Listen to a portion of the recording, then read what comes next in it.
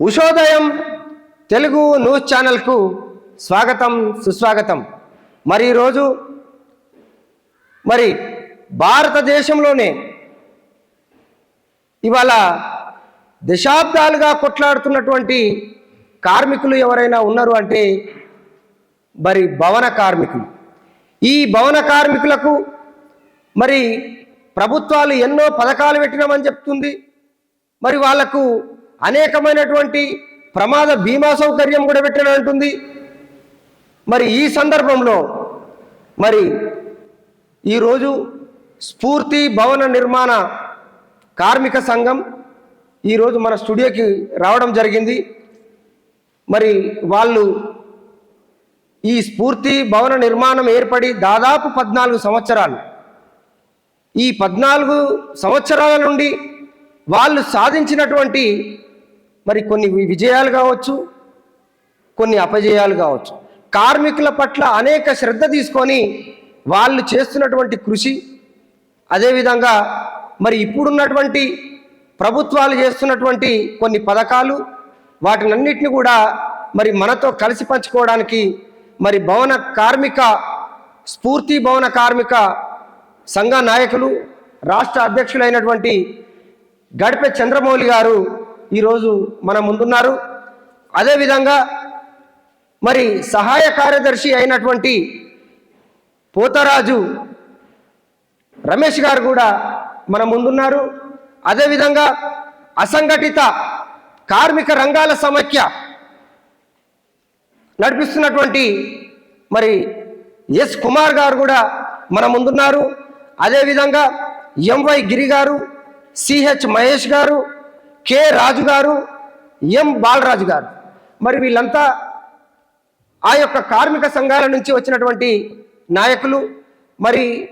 వీళ్ళు ఇప్పుడు జరుగుతున్నటువంటి చాలా వరకు భవన కార్మికుల బాధలు వాళ్ళ ఎట్లా ఉన్నాయి, ప్రభుత్వాలు కొన్ని స్కీములు పెట్టినాయి అని అంటున్నారు. ఆ స్కీములు కూడా ఎంతవరకు వీళ్లకు చేరుతున్నాయి అనేది ఒకసారి మనం తెలుసుకుందాం. అన్న నమస్తే చంద్రమౌళి అన్న. అన్న నమస్తే కుమార్ అన్న. ఈరోజు మా స్టూడియోకు రావడం జరిగింది. మాకు చాలా సంతోషం. ఎందుకంటే భవన కార్మికులు అనే వాళ్ళు ఈరోజు భారతదేశంలో చాలా అసలు నిజంగా చెప్పాలంటే వాళ్ళకి ఎలాంటి అసలు ప్రభుత్వం నుంచి వచ్చేటువంటి పేరుకే వినబడుతున్నటువంటి పథకాలు తప్ప వాళ్లకు పూర్తిగా ప్రభుత్వం ఇచ్చేటువంటి ఎలాంటి సబ్సిడీ కానీ ప్రమాద బీమా కానీ ఇప్పుడు అంటున్నటువంటి అనేక ఇన్సూరెన్స్ కంపెనీలు కూడా వచ్చినటువంటి సందర్భం. వాస్తవంగా ఇవి ఎంతవరకు నిజము, అది ప్రభుత్వము నిజంగానే ఈ కార్మికులకు ఒక మంచి వాళ్ళకు ప్రమాద బీమా కానీ లేకుంటే అనుకోకుండా జరుగుతున్నటువంటి కొన్ని ప్రమాదాలలో వాళ్ళు చేతులు కాళ్ళు కొంత అంగవైకల్యం కూడా జరుగుతున్నటువంటి పరిస్థితి. అదేవిధంగా ఆ నేచురల్ డెత్ కూడా అవుతుంటుంది. దీని మీద కొన్ని సందేహాలు ఉన్నాయి చాలా మందికి. అంటే నేచురల్ డెత్ అయితే ఎలాంటి బీమా సౌకర్యం ఉంది, వాస్తవంగా అక్కడ ప్రమాదం జరిగిన వెంటనే చనిపోయేటువంటి కూడా కొన్ని సంఘటనలు ఉన్నాయి. సరే, వీటన్నిటినీ మీరు ఒక్కసారి ప్రధానంగా ఆ కార్మికుల పట్ల ఇన్ని దశాబ్దాలుగా మీరు కొట్లాడుతున్నారు, కొంతవరకు న్యాయం కూడా చేసిర్రు. ఆ కుటుంబాలకు అనేక విధాలుగా మీ సంఘం కూడా చాలా సహాయ సహకారాలు అందించినటువంటి పరిస్థితి. కాబట్టి ఇప్పుడున్న పరిస్థితులలో కూడా కొన్ని మార్పులు చేర్పులు కూడా గవర్నమెంట్ కొంత చేసిందని మనకు వచ్చినటువంటి సందర్భం. వీటినన్నిటినీ కొంత ఒకసారి మళ్ళీ మన భవన కార్మిక సోదరులు అదేవిధంగా మా ప్రేక్షకులకు కూడా మీ యొక్క వాయిస్ ఏందో ఒకసారి వినిపించండి అన్న. శుభోదయం టీవీ న్యూస్ ఛానల్కు ఉషోదయం టీవీ న్యూస్ ఛానల్కు కృతజ్ఞతలు. ముఖ్యంగా ఒక భవన నిర్మాణ కార్మికులు వాళ్ళ సమస్యలను వాళ్ళ ప్రజల దృష్టికి, ప్రభుత్వాల దృష్టికి తీసుకుపోవడానికి మీరు చాలా సంకల్పంతో ఇవాళ ఆ విషయాలను మీరు మమ్మల్ని ఇక్కడ పిలిచి ఇవాళ ప్రజలకు ఇలా కార్మిక వర్గం కోసం మీరు చేస్తున్నటువంటి కృషి చాలా అభినందనీయమని మా అసంఘటిత కార్మిక సంఘాల సమైక్య తరపున, స్ఫూర్తి భవన నిర్మాణ కార్మిక సంఘం తరపున మీకు ఉద్యమాభివందనాలు తెలియజేస్తున్నాం. ఇవాళ మిత్రులారా, ఇవాళ భవన నిర్మాణ రంగం అనేది ఇలా భారతదేశంలో ఏదైనా ఒక అభివృద్ధి కుటుంబమైనా దేశమైనా ఇవాళ పట్టణాలైనా అభివృద్ధికి మూల సూచికలు అంటే ఇక్కడ ఉండబడేటువంటి నిర్మాణాలను చూసే మనం అభివృద్ధిగా చూస్తుంటాం. ఇవాళ ఒక మంచి రోడ్డు ఉందంటే ఒక అభివృద్ధి అనుకుంటాం, ఒక మంచి భవనం ఉందంటే అభివృద్ధి, ఇవాళ దేశం ఒక మంచి ప్రాజెక్టులు ఉన్నాయంటే అభివృద్ధి సూచికలుగా ఉంటాయి. కాబట్టి ఇలా మొత్తం మానవ అవసరాలకు ఇవాళ కావలసినటువంటిది కూడు, గూడు, నీడ. అందులో ఒక నీడ ప్రధానమైనటువంటిది ఏదైతే ఉందో ఆ రంగంలో పనిచేస్తున్నటువంటి కోట్లాది మంది ఇవాళ నిర్మాణ రంగ కార్మికులు ఇలా దేశంలో అసంఘటిత రంగంగా ఉన్నటువంటి ఒక పరిస్థితి. ఈ పరిస్థితులలో దేశవ్యాప్తంగా ఉండేటువంటి కార్మికులు ఇవాళ నిర్మాణ రంగం అనేది చాలా ప్రమాద రంగము కాబట్టి ఏదో ఒక మూలల నిర్మాణ రంగ కార్మికుడు చనిపోయినటువంటి రోజు ఎక్కడ కూడా తెల్లవారదు. ఆ పరిస్థితులలో ఈ నిర్మాణ రంగ కార్మికుల కోసం ఏదో ఒక మంచి చట్టాలు కావాలని, ఈ నిర్మాణ రంగ కార్మికుల సంక్షేమాన్ని ప్రభుత్వాలు బాధ్యతాయుతంగా చూడాలని ఎన్నో పోరాటాలు చేసినటువంటి ఒక సందర్భం ఇవాళ భారత ప్రజలందరికీ తెలిసినటువంటి విషయం. అందులో భాగంగానే 1996లో కేంద్ర ప్రభుత్వం ఈ కోట్లాది మంది అసంఘటిత రంగ కార్మికులు ఉండేటువంటి రంగం భవన నిర్మాణ రంగం కాబట్టి ఈ భవన నిర్మాణ రంగంలో 37 రంగాల వృత్తులు పనిచేస్తారు కాబట్టి ఈ 37 రంగాల వృత్తుల కోసం వాళ్ళ సంక్షేమం కోసం ఒక సంక్షేమ చట్టాన్ని 1996లో మన భారత ప్రభుత్వం ఏర్పాటు చేయడం జరిగింది. ఆ చట్టంలో ఉన్నటువంటి పరిస్థితులలో వాళ్ళు చెప్పింది ఏంటంటే రాష్ట్రాలు సంక్షేమ బోర్డులను ఏర్పాటు చేసి ఆ కార్మికులకు ఏ రాష్ట్ర ప్రభుత్వాలు ఆ రాష్ట్ర కార్మికులకు వాళ్లకు సౌకర్యాలు కల్పించాలి అనేది 1996 చట్టంలో చెప్తుంది. ఆ చట్టంలో ఇంకా వివరంగా రాసింది ఏంటంటే ఒక రాష్ట్రంలో సంక్షేమ బోర్డు ఏర్పాటు చేసేటప్పుడు ఆ సంక్షేమ బోర్డు నడపడానికి ఆ కార్మికులకు సంక్షేమ పథకాలను నిర్ణయించడానికి అక్కడ ఉండబడేటువంటి కార్మిక శాఖ నుండి కార్మిక శాఖ మంత్రి కావచ్చు, దాంతోపాటుగా అక్కడ ఉండబడేటువంటి కార్మిక శాఖ కమిషనరు, దాంతోపాటుగా కార్మిక సంఘాల నాయకులు, దాంతోపాటుగా సామాజికంగా ఆలోచించేటువంటి సామాజిక కార్యకర్తలు అందరూ కలిసి ఒక అడ్వైజరీ బోర్డుగా ఏర్పడి ఆ రాష్ట్రంలో ఉండే కార్మికులందరికీ సంక్షేమం కోసం వాళ్లకు విధి విధానాలు రూపొందించి అవి నిజాయితీగా కార్మికులను అభివృద్ధి బాటలో నడిపించాలనే ఉద్దేశంలో చట్టం చేసినటువంటి ఒక పరిస్థితి. కానీ 1996లో కేంద్ర ప్రభుత్వం చట్టం చేస్తే అప్పటికి కొన్ని బెంగాల్ కానీ తమిళనాడు కానీ కొన్ని రాష్ట్రాలు అప్పటికి వాటిని అమలు చేసినటువంటి ఒక పరిస్థితి ఉంది. అప్పటికి మన ఉమ్మడి ఆంధ్రప్రదేశ్లో ఎన్నో పోరాటాలు మళ్ళీ అంత కార్మిక వర్గం అంతా ఒకటై మళ్ళీ కేంద్ర ప్రభుత్వ చట్టాన్ని అమలు చేయాలని ఎన్నో వీరోచితమైనటువంటి పోరాటాలు చేసినటువంటి ఒక సందర్భం ఉంది. ఆ పోరాటాలకు తప్పగా తలవంచిన ప్రభుత్వాలు తప్పని పరిస్థితులలో 2009లో ఆ ఉమ్మడి ఆంధ్రప్రదేశ్లో ఇక్కడ కూడా మనకు ఒక సంక్షేమ బోర్డును ఏర్పాటు చేయడం జరిగింది. ఆ సంక్షేమ బోర్డులో అప్పుడున్నటువంటి 2009లో ఉన్నటువంటి పరిస్థితుల ప్రకారంగా కొంతమందిని బోర్డుగా ఏర్పాటు చేసి అప్పుడు కొన్ని సంక్షేమ పథకాలని ఒక 11 రకాలైనటువంటి ఒక స్కీమ్లను ఇది తాత్కాలికంగా మొదట ఇది ఒక ఎక్స్పెరిమెంట్గా మనం మొదలు పెడదాము, రేపు భవిష్యత్తులో ఇంకా కార్మికులకు ఏం కావాలనో ఆ పూర్తిగా మనం వాటిని పరిష్కరించేంత వరకు కూడా మన బోర్డు ద్వారా ఇద్దామనే ఉద్దేశంలో మొదలుపెట్టినటువంటి ఒక పరిస్థితి. అందులో భాగంగానే కార్మికులు కార్మిక సంఘాలు ఎంతో కొంత ప్రభుత్వం కొంత ప్రచారం చేసి ఆ ప్రచారాన్ని కార్మిక సంఘాలన్నీ భుజానికి ఎత్తుకొని కార్మికుల దగ్గరికి పోయి వాళ్ళని చైతన్యపరుస్తూ ఆ కార్మికులను మొత్తం వెల్ఫేర్ బోర్డులో ఆ సంక్షేమ గుర్తింపు కార్డులు ఇప్పించడం జరిగింది. సంక్షేమ కార్డులు ఇప్పిస్తున్నటువంటి కాలంలోనే అదే కాలంలో మనకు ప్రత్యేక రాష్ట్ర ఉద్యమం తెలంగాణ వస్తే మనకు మొత్తం సమస్యలే పరిష్కారం అయితే అనేది మొత్తం ప్రజలందరూ కలిసి ముక్తఖండంతో తెలంగాణ పోరాటాలు చేస్తున్నటువంటి ఒక పరిస్థితి. అందరికీ మనకు ఇప్పుడు ప్రత్యేక తెలంగాణ ప్రధానమని అందరం కార్మికులను కూడా ఇలా తెలంగాణ ఉద్యమంలో కొట్లాడి తెలంగాణ సాధించుకునే మొదటి పనిలో ఉన్నటువంటి ఒక పరిస్థితిలో ఉన్నాం. అన్న ఒక నిమిషము, ఇవాళ అసంఘటిత కార్మికులతో పాటు ముఖ్యంగా అందులో భవన కార్మికులు, ఈ భవన కార్మికులు ఇప్పుడు అన్న చెప్తున్నటువంటి మాటలలో చాలా వరకు మరి ఈ భవన కార్మికులకు కొంతమందికి గుర్తింపు కార్డులు వచ్చిన తర్వాత ఆ గుర్తింపు కార్డులు వచ్చిన తర్వాత ప్రత్యేక తెలంగాణ రాష్ట్రం అనే దాని మీద మరి కొంత అప్పుడే వచ్చిన సందర్భంలో మరి ఈ కార్మికులు కూడా తమ వంతు కర్తవ్యంగా పనులన్నీ బంద్ పెట్టి తెలంగాణ రాష్ట్రం తెచ్చుకోవడంలో ఒక గొప్ప భూమిక పోషించారు భవన కార్మికులు. ఇప్పుడు మేమేమంటున్నాం అంటే మరి భవన కార్మికులు కూడా ఈ ఉద్యమంలో కీలకంగా పాల్గొన్నటువంటి వ్యక్తులే కదా. మరి ఆ సందర్భంలో ఆ సంఘ నాయకులే కానీ సంఘంలో ఉన్నటువంటి అనేక మంది కార్మికులు కూడా ఆ పని పాట వదిలేసి రోడ్ల మీదకి వచ్చినటువంటి పరిస్థితి. ఏది తెలంగాణ ఉద్యమంలో ప్రత్యేక రాష్ట్రం కోసం పోరాటంలో వీళ్ళు కూడా ముందుండి మరి ఒక కీలకమైనటువంటి పోరాటం నడిపించినటువంటి వాళ్ళు. అయితే ఈ సందర్భంలో మరి తెలంగాణ రాష్ట్రం వచ్చిన తర్వాత మరి ప్రత్యేకించి ఏమైనా పథకాలు కానీ లేకపోతే చాలామంది ఇప్పుడు మనం అడ్డ మీద కూలీలు ఉన్నారు, అదేవిధంగా ఇండ్లు లేనటువంటి వాళ్ళు ఉన్నారు, ఇప్పటికీ రేషన్ కార్డు లేనటువంటి వాళ్ళు ఉన్నారు, ఇంకా కూడా వాళ్ళకు మీరు అంటున్నటువంటి కనీసం భవన కార్మికులకు అంటే ముఖ్యంగా కొంతమంది నిజమైనటువంటి భవన కార్మికులకు కూడా వాస్తవంగా ఇప్పటి వరకు కొన్ని కార్డులు కూడా వెళ్ళలేదు.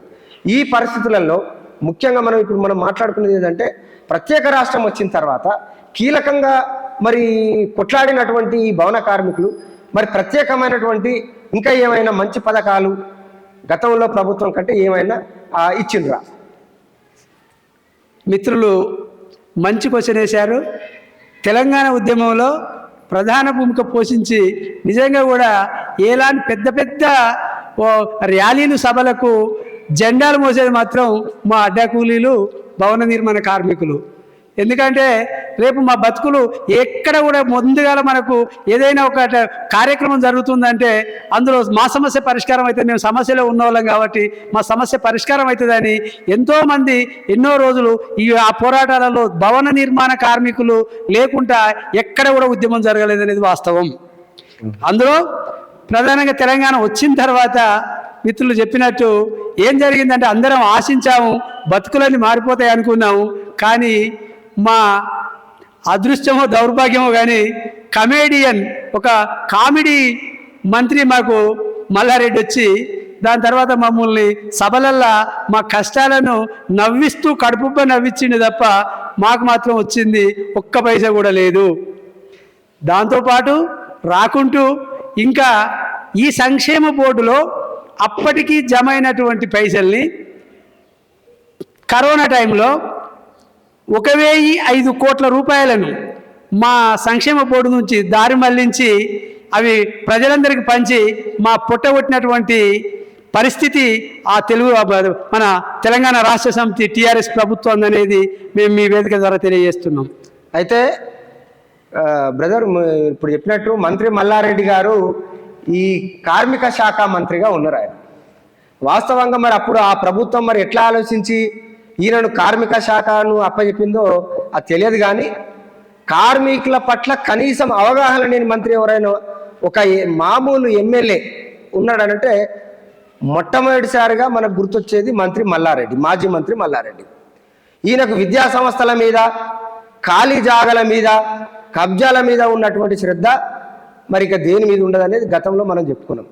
మరి అలాంటి మంత్రి గారిని ఆయనకు ఈ శాఖ అప్పచెప్పడం వాస్తవంగా ఇప్పుడు అన్న చెప్పినట్టు మరి అనేక సార్లు కూడా చాలామంది ఆయనకు అసెంబ్లీలో ఆయన చాలా గొప్పగా చెప్పాడు, అధ్యక్ష మాది కార్మిక శాఖ, మేము కార్మికులము, మేము దళితులము, మేము అణగారిన వర్గాలము అని ఆయన చాలా గొప్పగా చెప్పిండు. కానీ వాస్తవంగా ఇప్పుడు వీళ్ళ మాటల్లో వింటే ఆయన భవన కార్మికులకు చేసింది పూర్తిగా శూన్యమనే చెప్పుకోవచ్చు. అయితే అన్న మరి అప్పుడున్నటువంటి ప్రభుత్వం కార్మికులకు చాలా పెద్ద పీట వేస్తున్నాము, మేము ముఖ్యంగా భవన కార్మికుల సంక్షేమం కోసం అనేక నిధులు కూడా విడుదల చేస్తున్నామని చెప్పిండ్రు. మరి వాస్తవంగా మరి అంతకుముందు తెలంగాణ రాకముందైనా సరే తెలంగాణ వచ్చిన తర్వాత ఇప్పుడు ఈయన ప్రత్యేకించి మంత్రివర్గం ఏర్పడ్డ తర్వాత మరి కొత్త పథకాలు చెప్పిండు ఆయన డైరెక్ట్ అసెంబ్లీలోనే ఆయన మాట్లాడినటువంటి సందర్భం. మరి వాస్తవంగా మరి కొత్త పథకాలు మంత్రి మల్లారెడ్డి గారి సమక్షంలో అప్పుడు ఏమైనా జరిగినాయా? అసలు 10 సంవత్సరాల టీఆర్ఎస్ పాలనలో కొత్త పథకం రాకపోను ఉన్న మా సంక్షేమ బోర్డులో ఉన్నటువంటి నిధులు ఏమైతే ఉన్నాయో అవి డొల్లగా ఖర్చు పెట్టినటువంటి ఒక పరిస్థితి ఉంది. అప్పుడు 1,005 కోట్లు పౌర సరఫరాల శాఖకు మళ్లించారు. దాంతోపాటుగా 352 కోట్లు ఆయుష్మాన్ భారత్ అని మా బోర్డు నుంచే పక్కదారి మట్టించారు. దాంతోపాటుగా 500 కోట్లు బీసీ సబ్ ప్లాన్ కోసం ఈ బోర్డు ద్వారానే వాళ్ళు తీసి దాదాపుగా 2000 కోట్ల రూపాయలు పేద ప్రజల కడుపు కొట్టి, రోజువారీ కూలీల కడుపు కొట్టి వాటిని మొత్తం దుర్వినియోగం చేసినటువంటి ఒక పరిస్థితి అది తెలంగాణ రాష్ట్ర ప్రభుత్వాన్ని, అందులో కార్మిక శాఖ మల్లారెడ్డి చేసినటువంటి ఒక పరిస్థితి. కాబట్టి మిత్రులారా, అక్కడికే కాకుండా తను చాలా మనకు ఆయన ఆబండరంగా ప్రకటించినటువంటిది అసెంబ్లీలోనే ప్రకటించిండు. ఇంతకుముందు మన మిత్రులు చెప్పినట్టు మేము కార్మికులం, కానీ మాది చాలా ధనవంతమైనటువంటి శాఖ, మా దగ్గర డబ్బులున్న శాఖ అంటే మాదే అని కార్మిక శాఖ మన అసెంబ్లీలో అన్నాడు. దాంతోపాటుగా అసెంబ్లీ సాక్షిగా 3.5 కోట్ల తెలంగాణ ప్రజలు వింటుంటే తను మాట్లాడింది ఏంటంటే, భవన నిర్మాణ కార్మికులందరికీ నేను మోటార్ సైకిళ్ళు రేపు మే 1వ తారీఖు నాడు ఇచ్చేస్తున్నా అన్నాడు. మే 1వ తారీఖు కాదు, దాని తర్వాత 5 సంవత్సరాలు ఆయన పరిపాలన చేసిండు. మోటార్ సైకిల్ కాదు, ఆయన 2000 కోట్లు ఎత్తుకొని పోయినటువంటి ఒక పరిస్థితి తెలంగాణ రాష్ట్ర ప్రభుత్వం చేసినటువంటి దౌర్భాగ్య పరిస్థితి అది. ఆ దౌర్భాగ్య పరిస్థితి అట్లా ఉన్నది. దీన్ని మార్చుకోవాలి, దీన్ని ఎట్లా చేయాలనేది కార్మిక వర్గం అంతా నిరంతరం ఘర్షణ పడుతున్నటువంటి ఒక సందర్భంలోనే మళ్ళీ మనకు నూతన ప్రభుత్వం ఏర్పడ్డటువంటి ఒక పరిస్థితి ఉంది. కానీ ఇప్పుడు దాదాపుగా 8 నెలలు గడిచిపోయింది.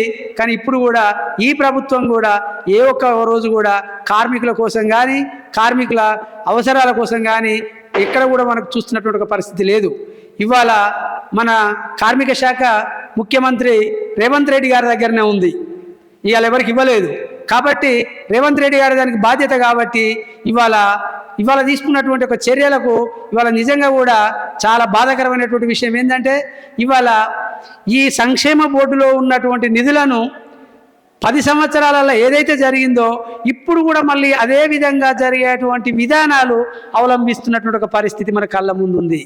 దాని కనుక మనం చూసుకుంటే, మొన్న ఆగస్టు 27వ తారీఖు నాడు సంక్షేమ బోర్డులో 4 రకాలైనటువంటి సంక్షేమ పథకాలను ఎల్ఐసి కంపెనీల ద్వారా ఇవ్వడానికి నోటిఫికేషన్ వేసి ఎల్ఐసి వాళ్ళను నోటిఫికేషన్ ద్వారా పిలవడం జరిగింది.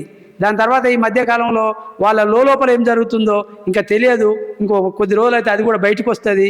ఒకవేళ ఈ 4 పథకాలు కనుక సంక్షేమ బోర్డు ద్వారా కాకుండా ఇవి ఎల్ఐసి ద్వారా కనుక ఇస్తే మొత్తం కార్మికుల కడుపులు కొట్టడం తప్ప కార్మికులకు మాత్రం న్యాయం జరిగేది ఏమి ఉండదు. అయితే అన్న, ఇప్పుడు మీరు అన్నారు కాబట్టి నేను ఒక మాట అడగాలనుకుంటున్నా. గతంలో అసలు యాక్చువల్గా ఆ సంక్షేమ బోర్డు అనే దాన్ని, ఆ నష్టపరిహారాన్ని ఎవరైతే మరణించారో, ఎవరికైతే ప్రమాదం జరిగిందో, ఇదంతా కూడా భవన కార్మికులకు సంబంధించిన సంక్షేమ బోర్డును నియమించి దాని ద్వారా అందేటువంటి పరిస్థితి. మరి కాలక్రమేణా అది ఇన్సూరెన్స్ కంపెనీలు, అంటే దాంట్లో కొన్ని ప్రైవేట్ కంపెనీలు కూడా ఉన్నట్టున్నాయి. ఇట్లా ఇవ్వడం వల్ల దాదాపు 1,50,000 3,30,000 వరకు కూడా మరి ఆ కార్మికుడికి నష్టం జరిగేటువంటి అవకాశం కూడా ఉందని మనకు తెలుస్తుంది. దీనిపై అసలు నిజంగా అది నిజమే, వాస్తవం ఎంత, అవాస్తవం ఎంత? అసలు వాస్తవంగా మరి సంక్షేమ బోర్డు ఉంటే మంచిదా? కార్మికులు నిజమైనటువంటి న్యాయం జరుగుతుందా? లేదంటే ఇన్సూరెన్స్ కంపెనీలు నేరుగా వాళ్ళకే ఇవ్వడం అనేది అసలు కార్మికుడికి ఏ విధంగా న్యాయం జరుగుతుంది అసలు? అయితే మీరు చాలా ప్రధానమైనటువంటి క్వశ్చన్ కార్మికుల నుంచి బాగా గుర్తు చేశారు. ఎట్లా అంటే, కార్మికులకు సంక్షేమ బోర్డు ఉంటేనే బోర్డు ద్వారానే వాళ్ళకు నిజమైనటువంటి లబ్ధి జరుగుతుంది. ఎందుకంటే ఇవాళ కనుక మనం ఇప్పుడు ఈ 10 సంవత్సరాల కాలంలో కనుక మనం లెక్క తీసుకుంటే మనకు 30-40 నుంచి దాదాపు 2003-4 కనుక మనం తీసుకుంటే 200 కోట్ల కంటే ఎక్కువ కూడా ఖర్చు కాలేదు ఈ 4 పథకాల కోసం. కానీ ఇవాళ మనకు ఎక్కడ వీళ్ళకు ఏది మన రేపు ఎల్ఐసి వాళ్ళకి కనుక మనం ఇస్తే మినిమంగా ఇవాళ దాదాపుగా తెలంగాణ రాష్ట్రంలో 25 లక్షల పైచీలకు కార్మికులు ఇవాళ పేర్లు నమోదు చేసుకొని ఉన్నారు. ఇవాళ వాళ్ళకు ఒక్కొక్కరి పేరు మీద దాదాపు ఒక 400-500 అయినా కూడా దాదాపు ఒక 300-400 కోట్లకు తక్కువ కాకుంటూ ఇవాళ మన ప్రజల సొమ్మును కార్పొరేట్ కంపెనీలకు అప్పచెప్తారు. అప్పచెప్తే మనకు వచ్చేది మినిమంగా అసలు అతి ఎక్కువ అంటేనే 200 కాబట్టి అంతకంటే తక్కువ వచ్చే అవకాశమే ఉంటుంది. కాబట్టి మిగిలిన డబ్బులు మొత్తం కంపెనీలకు కార్పొరేటర్లకు ఉపయోగమే తప్ప కార్మికులకు వచ్చేదేం లేదు. కానీ కార్మికుల ఖజానా మాత్రం ఖాళీ అవుతుంది. అవును. కార్మికుల ఒక సంవత్సరానికి వాళ్ళకి ఇస్తారు కాబట్టి సంవత్సరం తర్వాత మళ్ళీ ఇంకొకసారి మళ్ళీ వాళ్ళకు కొత్త ఒప్పందాలు ఉంటాయి కాబట్టి మనం ఇచ్చినటువంటి ఈ 300-400 కోట్లు వాళ్ళ జేబులలోకి పోతాయి. కార్మికులకు మాత్రం కడుపు కొట్టినట్టు అవుతుంది. ఇవాళ వాళ్ళ సంక్షేమ బోర్డులో రూపాయి లేకపోతే రేపు దివాలా తీస్తుంది. దివాలా తీసిన తర్వాత రేపు వీళ్ళు గవర్నమెంట్ కనుక చేతులు ఎత్తేస్తే రేపు కార్మికులు మొత్తం రోడ్డు మీద పడేటువంటి పరిస్థితి ఉంటుంది. దానికి మనం ఉదాహరణగా కనుక తీసుకుంటే తెలంగాణ రాష్ట్ర ప్రభుత్వం వచ్చిన కొత్తలో ఆటో రంగ కార్మికులకు కావచ్చు, మరియు మన రంగంలో పనిచేసేటువంటి ఇవాళ మీడియా రంగం వాళ్ళకు కావచ్చు అని ఒక ఎక్స్పెరిమెంట్గా హమాలి కార్మికులకు వీళ్ళందరికీ ఒక అసంఘటిత సంక్షేమ మండలి బోర్డు అనేది ఒకటి ఏర్పాటు చేసి అందులో వాళ్ళు ఇన్సూరెన్స్ స్కీమ్ ద్వారా మీరు ఒక 100 రూపాయలు ఇవ్వండి, మేము ఒక 100 రూపాయలు ఇస్తాము అని వాళ్ళు LIC కంపెనీలకు ఇచ్చారు. మనం కూడా పేర్లు నమోదు చేయించాం, ఇచ్చారు. ఒక 2 సంవత్సరాల తర్వాత కార్మిక శాఖ ఆఫీసులో పోతే మాకు ప్రభుత్వం నుంచి ఎలాంటి నిబంధన లేదంటారు. ప్రభుత్వం ఎవరికి అప్పీల్ అవుతాం?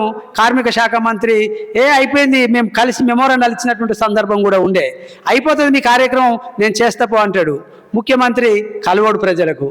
మన గోడు వెళ్ళబోసుకునే దిక్కులేక తిరిగి కార్మికులందరూ ఇప్పటికీ కూడా ఎంతోమంది కార్మికులు రాష్ట్రంలో ఇవాళ వాళ్ళు నిర్ణయించినటువంటి కార్మికులు ఇవాళ లక్షలాది మంది కార్మికులు చనిపోయారు. ఆ కుటుంబాలన్నీ రోడ్డు మీద పడ్డాయి తప్ప ఒక్క కార్మికుడు కూడా లాభమైంది లేదు.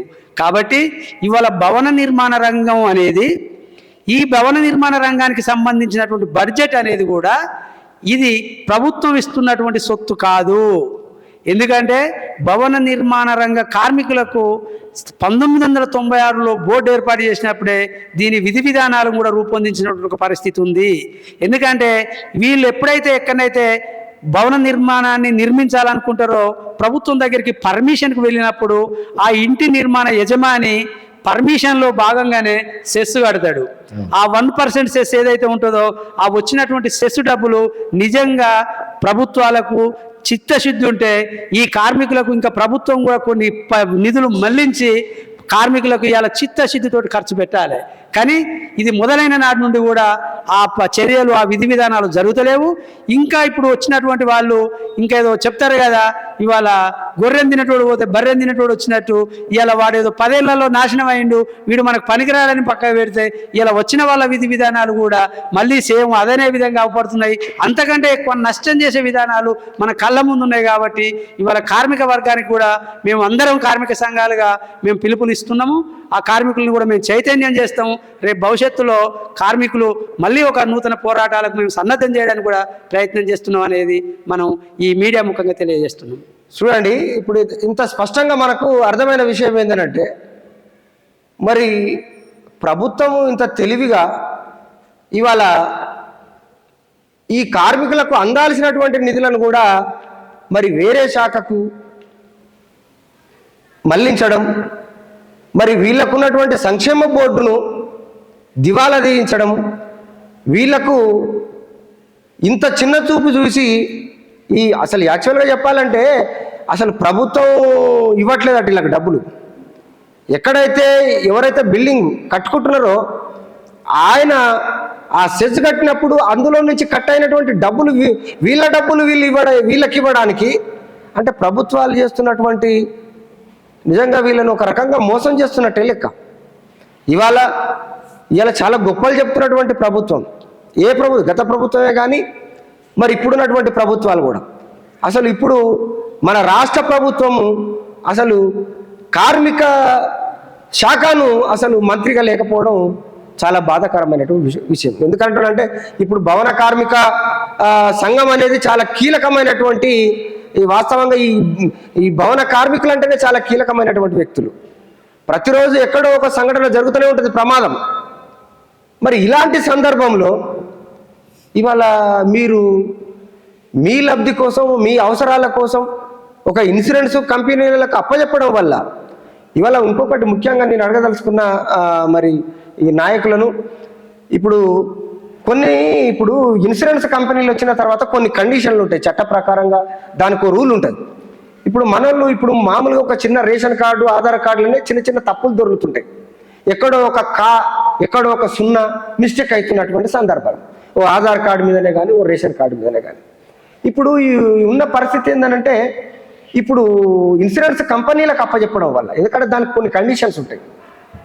ఇప్పుడు మరి ఈ సందర్భంలో ఒక కార్మికునికి ప్రమాదం జరిగింది, ఆ సందర్భంలో మరి ఈ పథకానికి ఈయన అర్హుడు, అక్కడికి వెళ్ళిన తర్వాత ఇన్సూరెన్స్ కంపెనీలు ఒక చిన్న అక్షరము తప్పున్నా కానీ కూడా అది ఒప్పుకోలేనటువంటి పరిస్థితులు.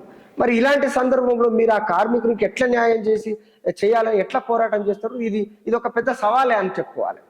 ఇది ఎట్లా న్యాయం చేయగలుగుతారు? అసలు దీనివల్ల కూడా ఒక కార్మికుడు నష్టపోయే అవకాశం ఉంది. దానికోసం ఒక్క 2 మాటలు చెప్పండి అన్న.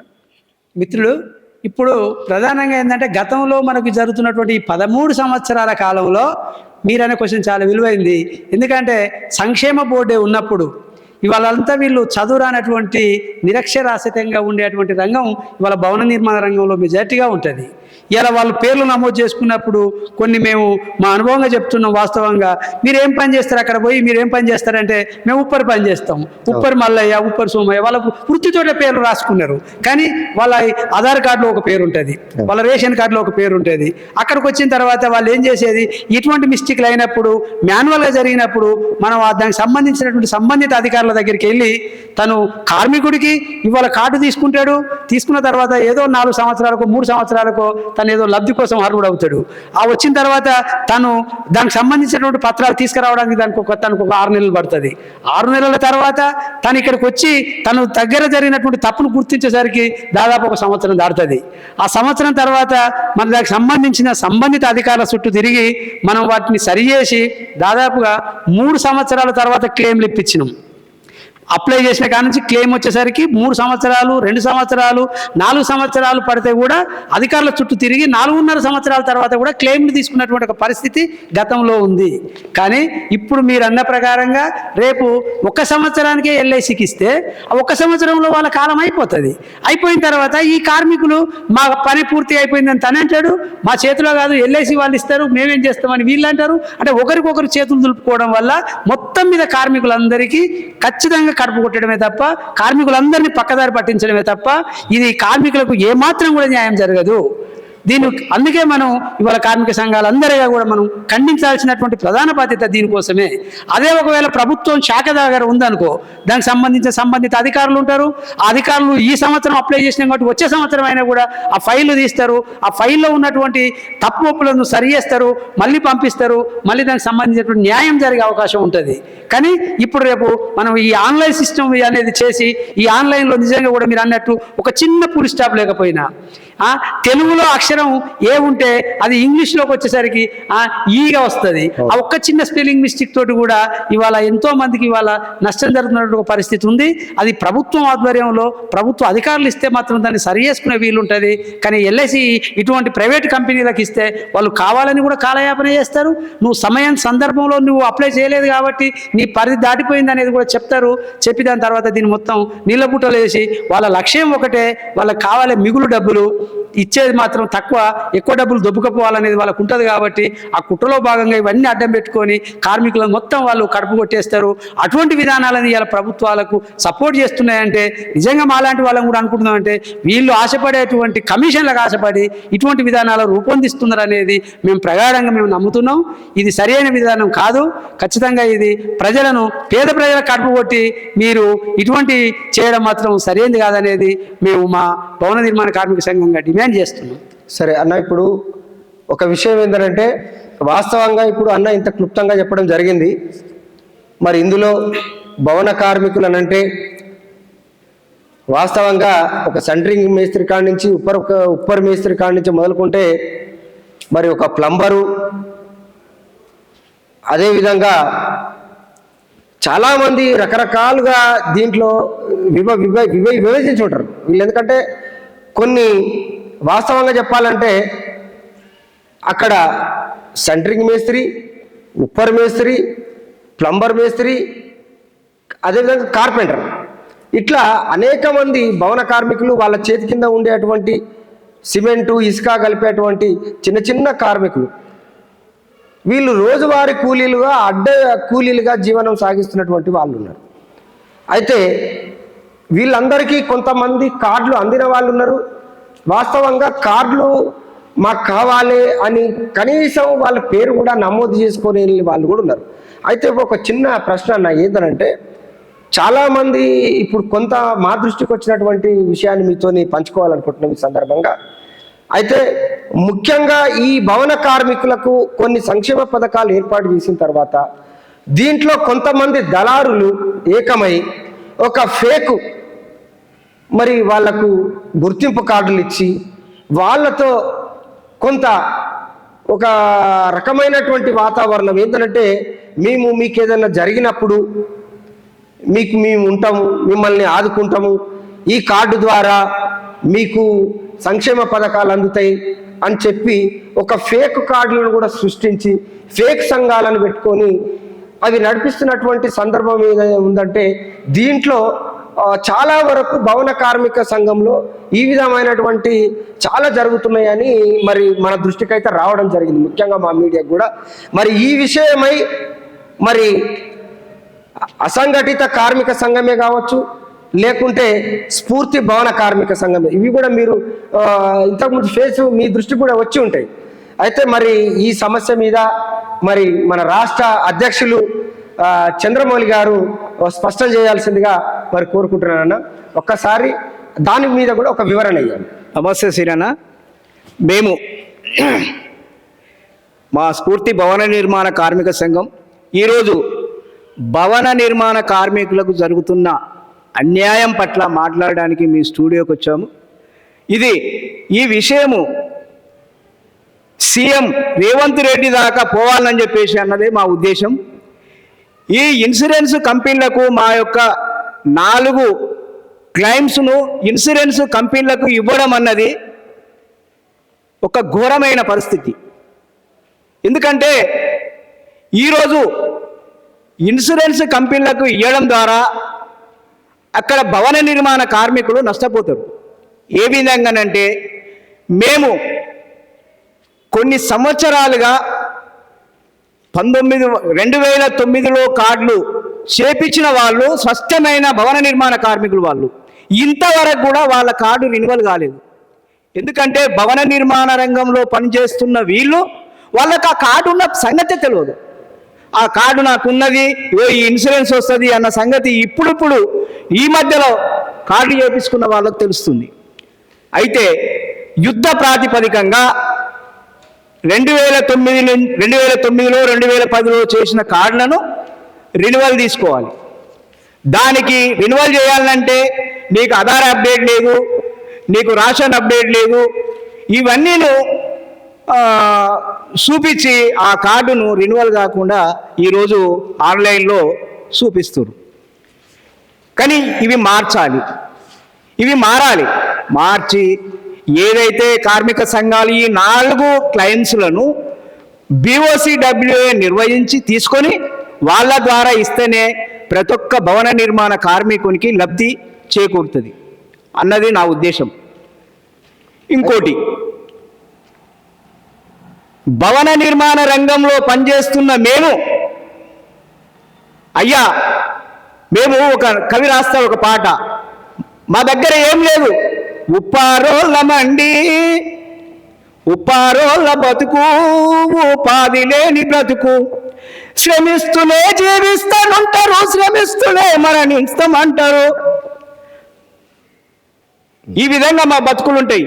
అడ్డమీది లేబరు, అడ్డమీది లేబరన్న గొడ్డు బతుకు నీదేనన్న, అడ్డమీది లేబరన్న గొడ్డు బతుకు నీదేనన్న, గొడ్డు కష్టం ఎంత చేసినా అడ్డమీది లేబరన్న, నీ పాడువడ బతుకు మారపాయరో అడ్డమీది లేబరన్న అని మేమే పాటలు రాసుకున్న రోజులు ఇవి.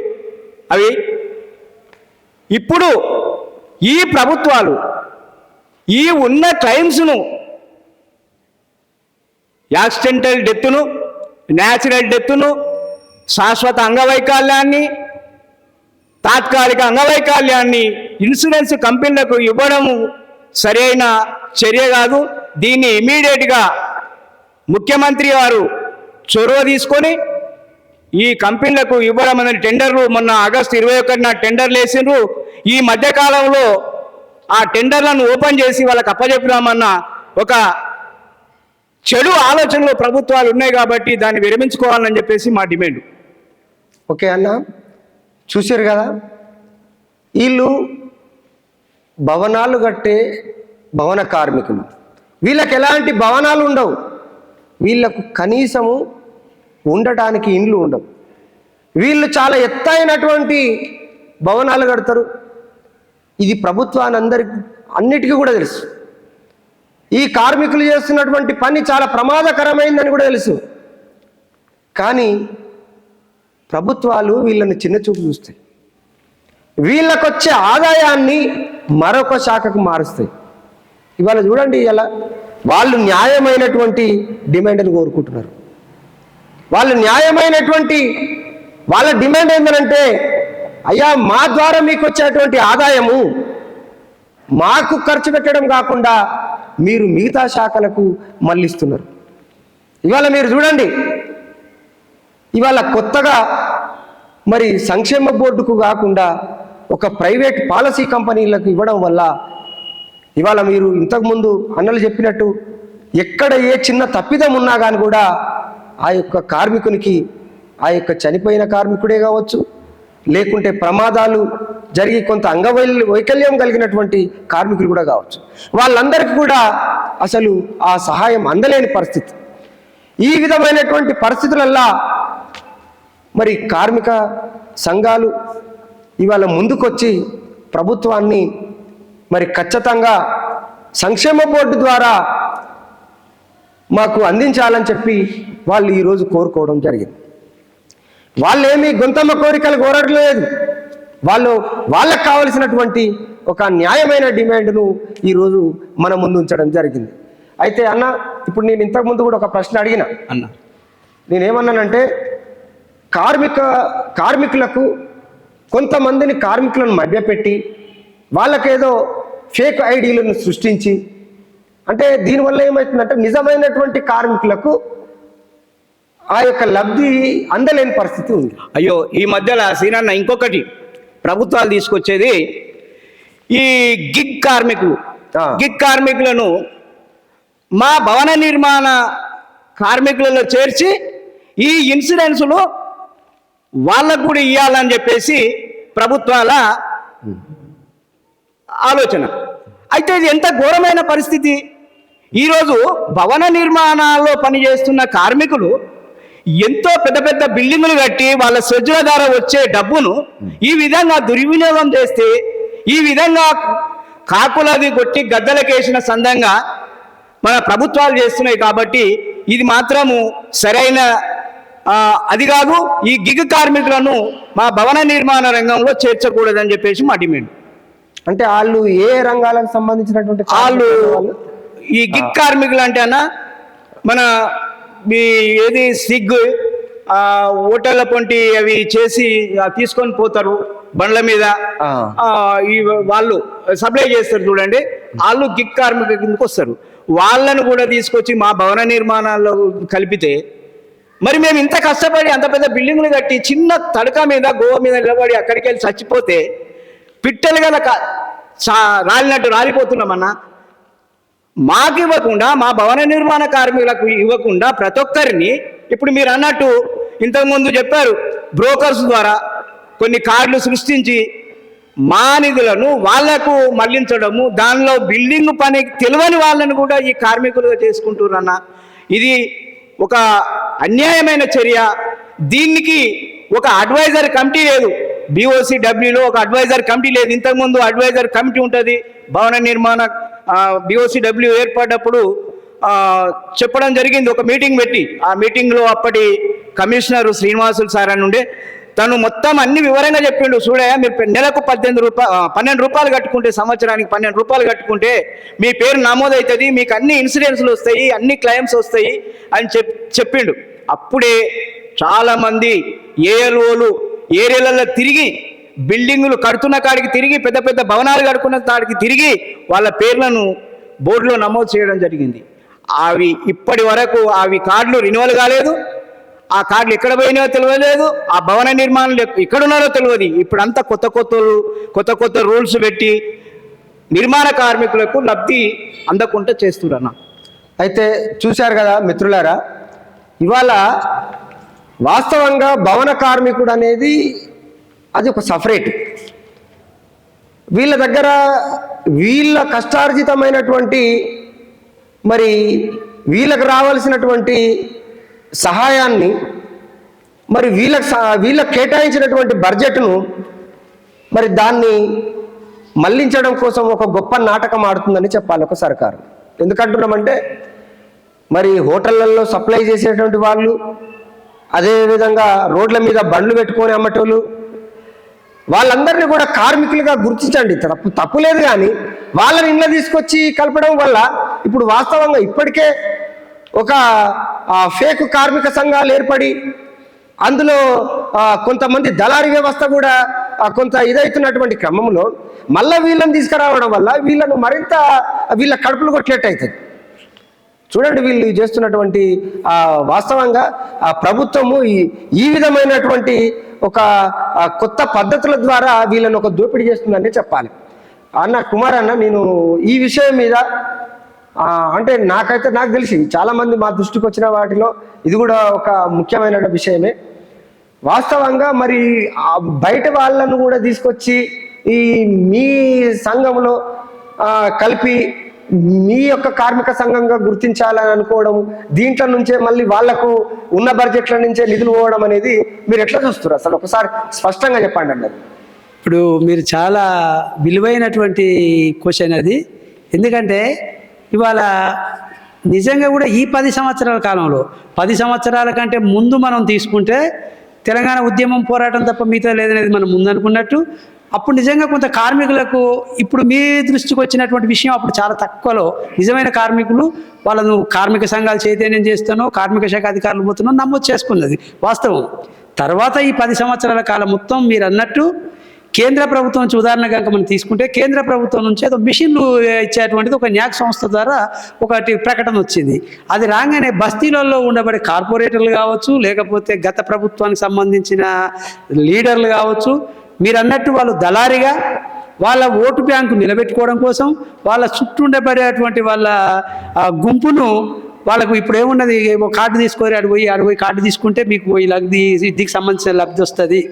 దాదాపుగా ఇప్పుడు మీకు ఈ 4-5 అనుకుంటే దాదాపు ఒక 3-4 లక్షల లబ్ధి ఉంది. పోయేది ఏముందని వాళ్ళ దగ్గర ఉండాల్సిన ఫీజు కంటే ఎక్కువ వాళ్ళ దగ్గర డబ్బులు తీసుకొని దాని మీద ఉపాధిగానే బతుకుతున్నటువంటి ఒక పరిస్థితి. నిజంగా ఇది చాలా వాల్యూడ్ పాయింట్. అది చాలామంది బోగస్గా వచ్చి ఇవాళ ఈ ఉన్నటువంటి 25 లక్షల మందిలో ఇలా బోగస్ వాళ్ళు ఎక్కువ ఉన్నారు. అప్పటికి కూడా మేము ఈ విషయాన్ని కార్మిక శాఖ అధికారుల దృష్టికి తీసుకెళ్ళాము, కార్మిక శాఖ మంత్రి దృష్టి కూడా తీసుకెళ్ళి ఇవాళ సంక్షేమ బోర్డు నిధులు దారి మల్లుతున్నాయి. ఇవాళ దీంట్లో ఒక అవినీతి చోటు చెట్టుకుంటుంది. ఈ అవినీతిగా మాత్రం ఎవరైనా వస్తే దీన్ని మీరు ప్రశ్నించండి అని అధికారులను కూడా మనం అధికారుల దృష్టి కూడా తీసుకుపోయినాం, కానీ అది అమలు కాలేదు.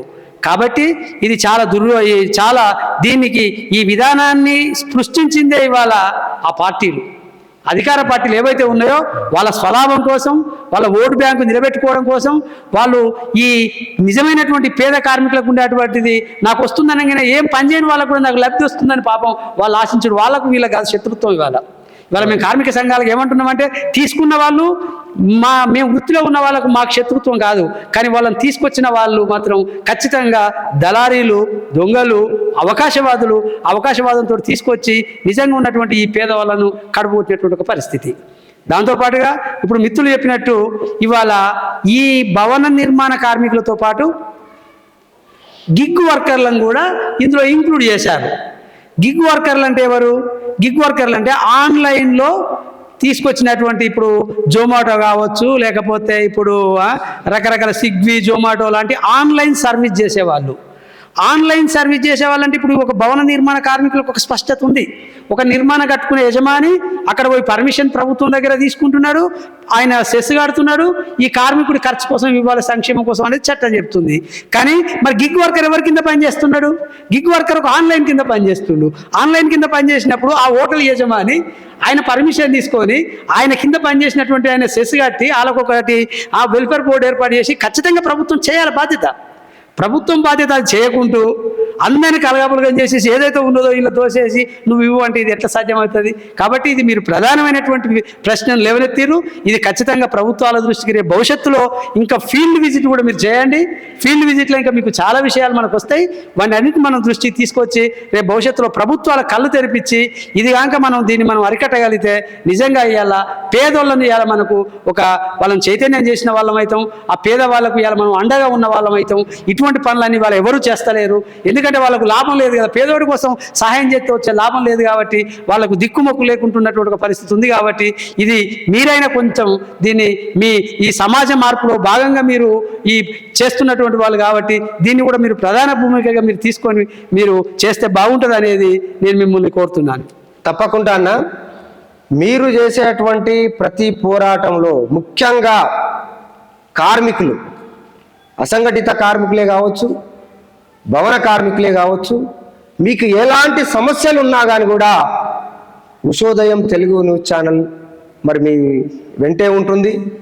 అదేవిధంగా మేము మా కళ్ళతో చూసినటువంటి అనేక సమస్యలను, ఆ సమస్యలను పరిష్కరించడంలో మరి ముఖ్యంగా భవన కార్మిక సమస్యల పట్ల ఒక స్పష్టమైనటువంటి అవగాహనతో నీతి నిజాయితీగా పనిచేసి మరి కార్మికులకు అనేక సేవలు అందిస్తున్నటువంటి స్ఫూర్తి భవన నిర్మాణ సంఘం వాస్తవంగా మీకు సల్యూట్ చేయాలన్నా.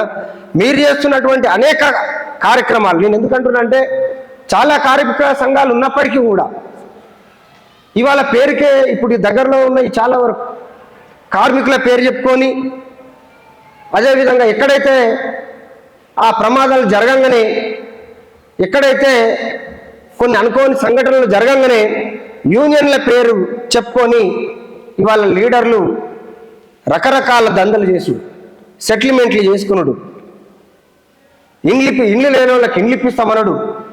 ఈ విధమైనటువంటి సమస్యలు మా దృష్టికి చాలా వరకు వచ్చినాయి. ఇవాళ ఈ పరిస్థితులలో మరి భవన నిర్మాణం అనేది మరి ఇలాంటి వ్యక్తుల పట్ల, ఇలాంటి ఒక ఫేక్ సంస్థల పట్ల మీరు వీళ్ళ సవాళ్లను మరి కార్మికులు అన్యాయం కాకుండా మన సంఘం ఏమైనా ప్రయత్నం చేసేటువంటి ఆలోచన ఏమైనా ఉందా? దాంట్లో భాగంగానే మేము అధికారులకు కూడా చాలాసార్లు మేము విన్నవించుకున్నటువంటి సందర్భం ఉంది. ఎందుకంటే ప్రధానంగా దీని అడ్మినిస్ట్రేషన్ అధికారులే కాబట్టి అధికారులను మేము చాలాసార్లు వాళ్ళ దృష్టికి తీసుకెళ్ళి ఇక్కడ ప్రధానంగా అసలు కార్మికులే కాని వాళ్ళు చాలామంది వస్తున్నారు. వాళ్ళు కమిషన్ల కోసం పనిచేస్తున్నారు. వాళ్ళకు ఇవాళ ప్రభుత్వాలు అందరట్లు ఉన్నాయి. కనీసం మీరు అధికారికంగానైనా ఉండండి అని మనం తీసుకుపోయి వాళ్ళ దృష్టిలో కొన్ని విషయాలు పెట్టిన తర్వాత కొంత మార్పు వచ్చింది కూడా వాస్తవం. ఈ మధ్యకాలంలో ఓ మిత్రుడు మొన్న వాళ్ళు చెప్తున్నారు, మేము వెళితే అక్కడికి వెళ్ళిరట మన సంఘ నాయకులు వాళ్ళ ఏరియా పని మీద వెళ్ళగానే ఒక 4 వచ్చారట. అక్కడికి వచ్చిన తర్వాత మేము లేబర్ కార్డు కోసం వచ్చినామని ఆయన స్లిప్ ఇవ్వగానే తను అడిగాడట, మరి ఎన్ని గంపల ఇసుకకు ఎన్ని తట్టల సిమెంట్ పోస్తారు అనగానే ఒకరికొకరు వాళ్ళు చూసుకుంటున్నారట. చూసుకోగానే సరే మీరు కాదు రైట్, మీరు అసలు భవన నిర్మాణ కార్మికులు కదా రిజెక్ట్ చేసి పంపించారట. తను నాకు ఆ మిత్రుడు మొన్న కలిసి, అన్న మేము ఆఫీస్కి పోయిన రోజు ఇట్లా ఒక సంఘటన జరిగింది, మేము చూసాము, ఇట్లా కొంచెం ఇట్లా జరిగిందంటే ఆ విజయం ఖచ్చితంగా అది మన కార్మిక సంఘాన్ని. మనం ఖచ్చితంగా ఒక పోరాటంగానే దాన్ని మనం అధికారుల దృష్టికి తీసుకెళ్ళాం. కొంతమేరకు జరుగుతుంది, కానీ ఈ అవినీతి వ్యవస్థలో కొంతమంది అధికారులు కూడా అవినీతి పరులు ఉంటారు కాబట్టి వాళ్ళు కూడా ఈ అవినీతి పరులకు సపోర్ట్ చేస్తున్న వాళ్ళు ఉన్నారు. ఆ సపోర్ట్ చేస్తూ కొంతమందికి లబ్ధి జరుగుతున్నటువంటి పరిస్థితి కూడా ఉంది. కాబట్టి మొత్తం దీన్ని ఆపాలంటే అది బాధ్యత వహించాల్సింది ప్రభుత్వం. కాబట్టి ప్రభుత్వం నుంచి ఏమైనా మార్పులు వచ్చి ఇవాళ ఈ కార్మిక శాఖ మంత్రి లాంటి వాళ్ళు, ముఖ్యమంత్రి లాంటి వాళ్ళ వైపు నుంచి వచ్చి నిజంగా కార్మికుల పక్షపాతి అయితే, వాళ్ళు ఈ కార్మికుల కోసమే అయితే వాళ్ళు నిజంగా ఉంటే ఇప్పుడు వెంటనే వాళ్ళు పైనుంచి చర్యలు తీసుకొని కూడా ఏదైనా కూడా మా దృష్టికి వచ్చినా మేము ఖచ్చితంగా దీని మీద సీరియస్గా ఉంటుంది అనేది అనుకుంటే ఆ అవినీతి అధికారులను కూడా మేము పట్టియడానికి సిద్ధంగా ఉన్నాం. మా దృష్టికి తెలుసు. ఇంకొక మాట అన్న, ఇవాళ ఈ భవన కార్మికులలో ముఖ్యంగా కొంతమంది మహిళలు, ఈ మహిళలకు కొంత అడ్డమీది కూలీలుగా ఉన్నటువంటి మహిళలకు భద్రత లేనటువంటి అంశం. ఇవాళ ఏమైందంటే అడ్డమీది కూలీలు అనగానే, అందులో ముఖ్యంగా మహిళలు అనగానే చాలా విపరీతమైనటువంటి చిన్న చూపుతో చూసి రకరకాలుగా ఈ మధ్య కాలంలో కొన్ని సంఘటనలు కూడా చోటు చేసుకోవడం జరిగింది.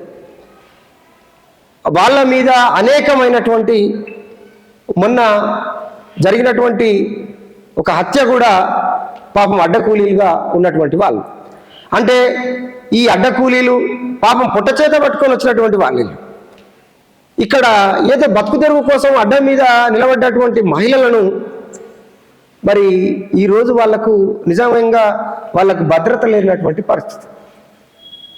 ఇలాంటి పరిస్థితులలో వాళ్ళ మీద అగాత్యాలు జరుగుతున్నాయి, హత్యలు కూడా జరుగుతున్నాయి. ఈ సందర్భంలో మరి మహిళలు ఎలాంటి జాగ్రత్తలు తీసుకుంటే మంచిది, అందులో ముఖ్యంగా వీళ్ళకు కూడా వీళ్ళని ఎట్లా ఆదుకోవాలనేది మరి మన సంఘంగా ఏమైనా ఒక ప్రణాళిక అనేది ఉందా? ఒకవేళ ఉంటే మరి ప్రభుత్వం దృష్టికి మీరు ఎట్లా అసలు దీన్ని అంటే అడ్డ మీద కూలీలకు ముఖ్యంగా మహిళలకు ఎట్లా అంటే భద్రత తీసుకుంటే బాగుంటుంది అనుకుంటున్నాను. చాలా మంచి విషయం అది. ఎందుకంటే ఇవాళ అడ్డా కూలీలంతా దాదాపుగా పొద్దున్న వాళ్ళు 7 గంటలకు ఇంట్లోంచి బయలుదేరి వాళ్ళు 10 లోపు పనికి వెళ్ళాలి కాబట్టి 8:30, 9 లోపు ఇవాళ హైదరాబాద్ అడ్డాల మీద ఎక్కడ కూడా మనం ఏ మూలకు పోయినా కూడా వందలాది మంది రోడ్ల మీద నిలబడి ఇవాళ మనకు కనపడతారు. అంటే వాళ్ళు 7 గంటలకు దాదాపు ఇంట్లోంచి బయలుదేరుతున్నటువంటి పరిస్థితి. 7 గంటలకు వచ్చిన తర్వాత వాళ్ళకు పనులు దొరకనప్పుడు వాళ్ళు అడ్డాల మీద వేచి చూసి దాదాపు ఇంకా దొరుకుతుందో లేకపోతే ఇంకేదైనా సగం పొట్టి అయినా దొరుకుతుందేమో అని దాదాపు 2-3 గంటల వరకు కూడా వాళ్ళు అడ్డాల మీద ఉండేటువంటి ఒక పరిస్థితి ఉంది. దాదాపు ఇవాళ మనకు హైదరాబాద్ నగరంలో 170 అడ్డాల వరకు ఉన్నాయి. హైదరాబాద్ ఇంత పెద్ద నగరంలో కాబట్టి అడ్డాల మీద వందలాది మంది కార్మికులు అడ్డాల మీద మనం అందరం చూస్తున్నాం. ఇవాళ ప్రతి రాజకీయ నాయకులకు తెలుసు, ప్రతి ఒక్కరికి మనకు వాళ్ళు రోడ్ల మీదనే అవపడుతున్నారు. వాళ్ళ దినచర్య కనుక చూస్తే మీరు అన్నట్టు ఎంత బాధాకరమైన విషయం అంటే వాళ్ళు తెచ్చుకున్న ఆ సద్ది మూట కూడా తినడానికి జాగలేదు. ఎక్కడ కూర్చొని తింటారు? ఆ రోడ్డు మీద, ఆ చివరస్త మీద ఎక్కడ కూర్చొని తింటారు? వాళ్ళు నీళ్లు తెచ్చుకొని తాగాలంటే ఎక్కడ నీళ్లు ఉన్నాయి? ఇవాళ ఏ హోటల్లో పోతే ప్రతిరోజు ఒకే అడ్డ మీద ఉంటారు కాబట్టి ఆ హోటల్లో వాళ్ళు వీళ్ళను హీనంగా చూస్తారు, వాళ్ళ మీద నీళ్లు పోస్తారు, దగ్గరకు వచ్చి నిలబడినివ్వరు. మా గిరాకులు దెబ్బతింటున్నాయి, మీరు ఇక్కడ రావద్దని ముఖం ముందర చెప్పి వాళ్ళని బయటికి తరుముతున్నటువంటి పరిస్థితి. దాదాపు మనకు ఒక 4 సంవత్సరాల క్రితం మాత్రం చూసుకుంటే దమ్మాయి కూడా అడ్డ మీద వాళ్ళ తలలు పగిలి రక్తాలు వస్తట్టు కూడా తరిమినటువంటి పరిస్థితి మనందరం టీవీలలో పేపర్లలో చూసాము. ఎందుకంటే అక్కడ ఉండే వ్యాపారస్తులకు వీళ్ళు అడ్డం అవుతున్నారని. ఈ పరిస్థితులలో మేము వెంటనే అన్ని జిల్లా కలెక్టర్ల దృష్టికి, అప్పుడు ఉండేటువంటి కార్మిక శాఖ మంత్రి దృష్టికి కూడా మనం తీసుకెళ్ళి మేము మీకు సహకరిస్తాము. అడ్డాల మీద మీరు ఎక్కడ దగ్గరలో ఎక్కడ ప్రభుత్వ స్థలాలు ఉన్నా కూడా మీరు కేటాయించి షెడ్లు వేయండి. షెడ్లు వేసి అక్కడ వాళ్ళకు మరుగుదొడ్లు, మంచినీళ్ళ సౌకర్యం కల్పించండి. ఇవాళ ఒక్క మరుగుదొడ్లు మొత్తం ఇవాళ ఎక్కడ ప్రభుత్వం నిర్వర్తిస్తున్న పరిస్థితి లేదు. ఆ పరిస్థితులలో ఇవాళ ప్రైవేట్ మరుగుదొడ్లో పోతే వాళ్ళు లోపలికి పోయి బయటకు వస్తే 10 రూపాయలు ఇవ్వాలి. మరి ఇవాళ ఒక పని దొరకనటువంటి అసంఘటిత ఈ భవన నిర్మాణ కార్మికుడు మధ్యాహ్నం వరకు 7 గంటల నుంచి వస్తే కనీసం మధ్యాహ్నం 5 గంటల వరకు ఆ 10 గంటలు తను ఎట్లా బ్రతుకుతాడు? మూత్రం పోయాలంటే 10 రూపాయలు కావాలి. మరి 10 రూపాయలు కావాలంటే తను మూత్రం ఆపుకోవడా? అసలు తన పని వద్దని వెళ్ళిపోవాలన్నా? ఎంత దౌర్భాగ్య పరిస్థితి ఇది! కనీస సహజ అవసరాలైనటువంటి కృత్యాలు తీర్చుకోవడానికి కూడా వీలు కల్పించలేనటువంటి ఆ స్థితిలో ఇవాళ మన రాష్ట్ర ప్రభుత్వం ఉందా? పేరుకు మాత్రం మాది ధనిక రాష్ట్రం, మాది బంగారు రాష్ట్రం, మేము అది చేస్తున్నాం, మేము మొత్తం ఇవాళ అందరి బతుకులు మారుస్తున్నాం అని ఎంతో గొప్పలు చెప్తున్నారు వాళ్ళైనా వీళ్ళైనా ఎవరైనా. కానీ ఈ రోజు వరకైనా కూడా ఈ పేదోళ్ళ బతుకులు ఎట్లున్నాయి? ఈ పేదోళ్ళ బతుకుల కోసం కనీసం మనం వాళ్ళ దగ్గరికి పోయి రెఫర్ కూడా చేశాము, వాళ్ళకు మెమోరాండాలు ఇచ్చాము, వాళ్ళ దృష్టి తీసుకెళ్ళాము. మనం పోయినప్పుడు మాత్రం ఇది చాలా మాకు అప్పుడు ఎన్విఎస్ రెడ్డి కలెక్టర్ ఉండే, తనైతే చాలా దిగ్భ్రాంతిగా ఇంత సమస్య ఉంది, నేను దీని మీద వెంటనే నేను ఏదో చేస్తా అన్నాడు. తన పరిధి ఎంతో మనకు తెలియదు కాబట్టి అది అక్కడనే ఉంది తప్ప దాని మీద మళ్ళీ మనకు రిజల్ట్ లేనటువంటి ఒక పరిస్థితి ఉంది. ఇప్పటికైనా ఈ ప్రభుత్వాలైనా మన మీడియా ద్వారా దీన్ని మనం ఇది ఒక క్లిష్టమైన సమస్యను మనం ప్రభుత్వం దృష్టికి తీసుకుపోయి ఖచ్చితంగా ఈ మరుగుదొడ్లు ఇలా షెడ్లు, ఒక షెడ్ నుండి ఒక మరుగుదొడ్డు నుండి అక్కడ వాళ్ళ అడ్డ మీద ఉన్నప్పుడు మీరు అంటున్నట్టు ఇవాళ మహిళల మీద హత్యలు, ఇవాళ ఈ మహిళల మీద హత్యలు జరుగుతున్నాయంటే అర్థం ఏంటిది? వాళ్ళకి పనులు దొరకనటువంటి కార్మికులు అందులోనే ఉన్నారు. పని దొరకనప్పుడు ఏం చేస్తున్నారు? మహిళ మీద ఉండబడే మంగళసూత్రమే వాడికి ప్రధానం అవుతుంది. ఆ మంగళసూత్రం కోసం తీసుకుపోయి పని ఉన్నదని తీసుకపోతే పనాశ కోసం ఆ మహిళ వెళ్తుంది.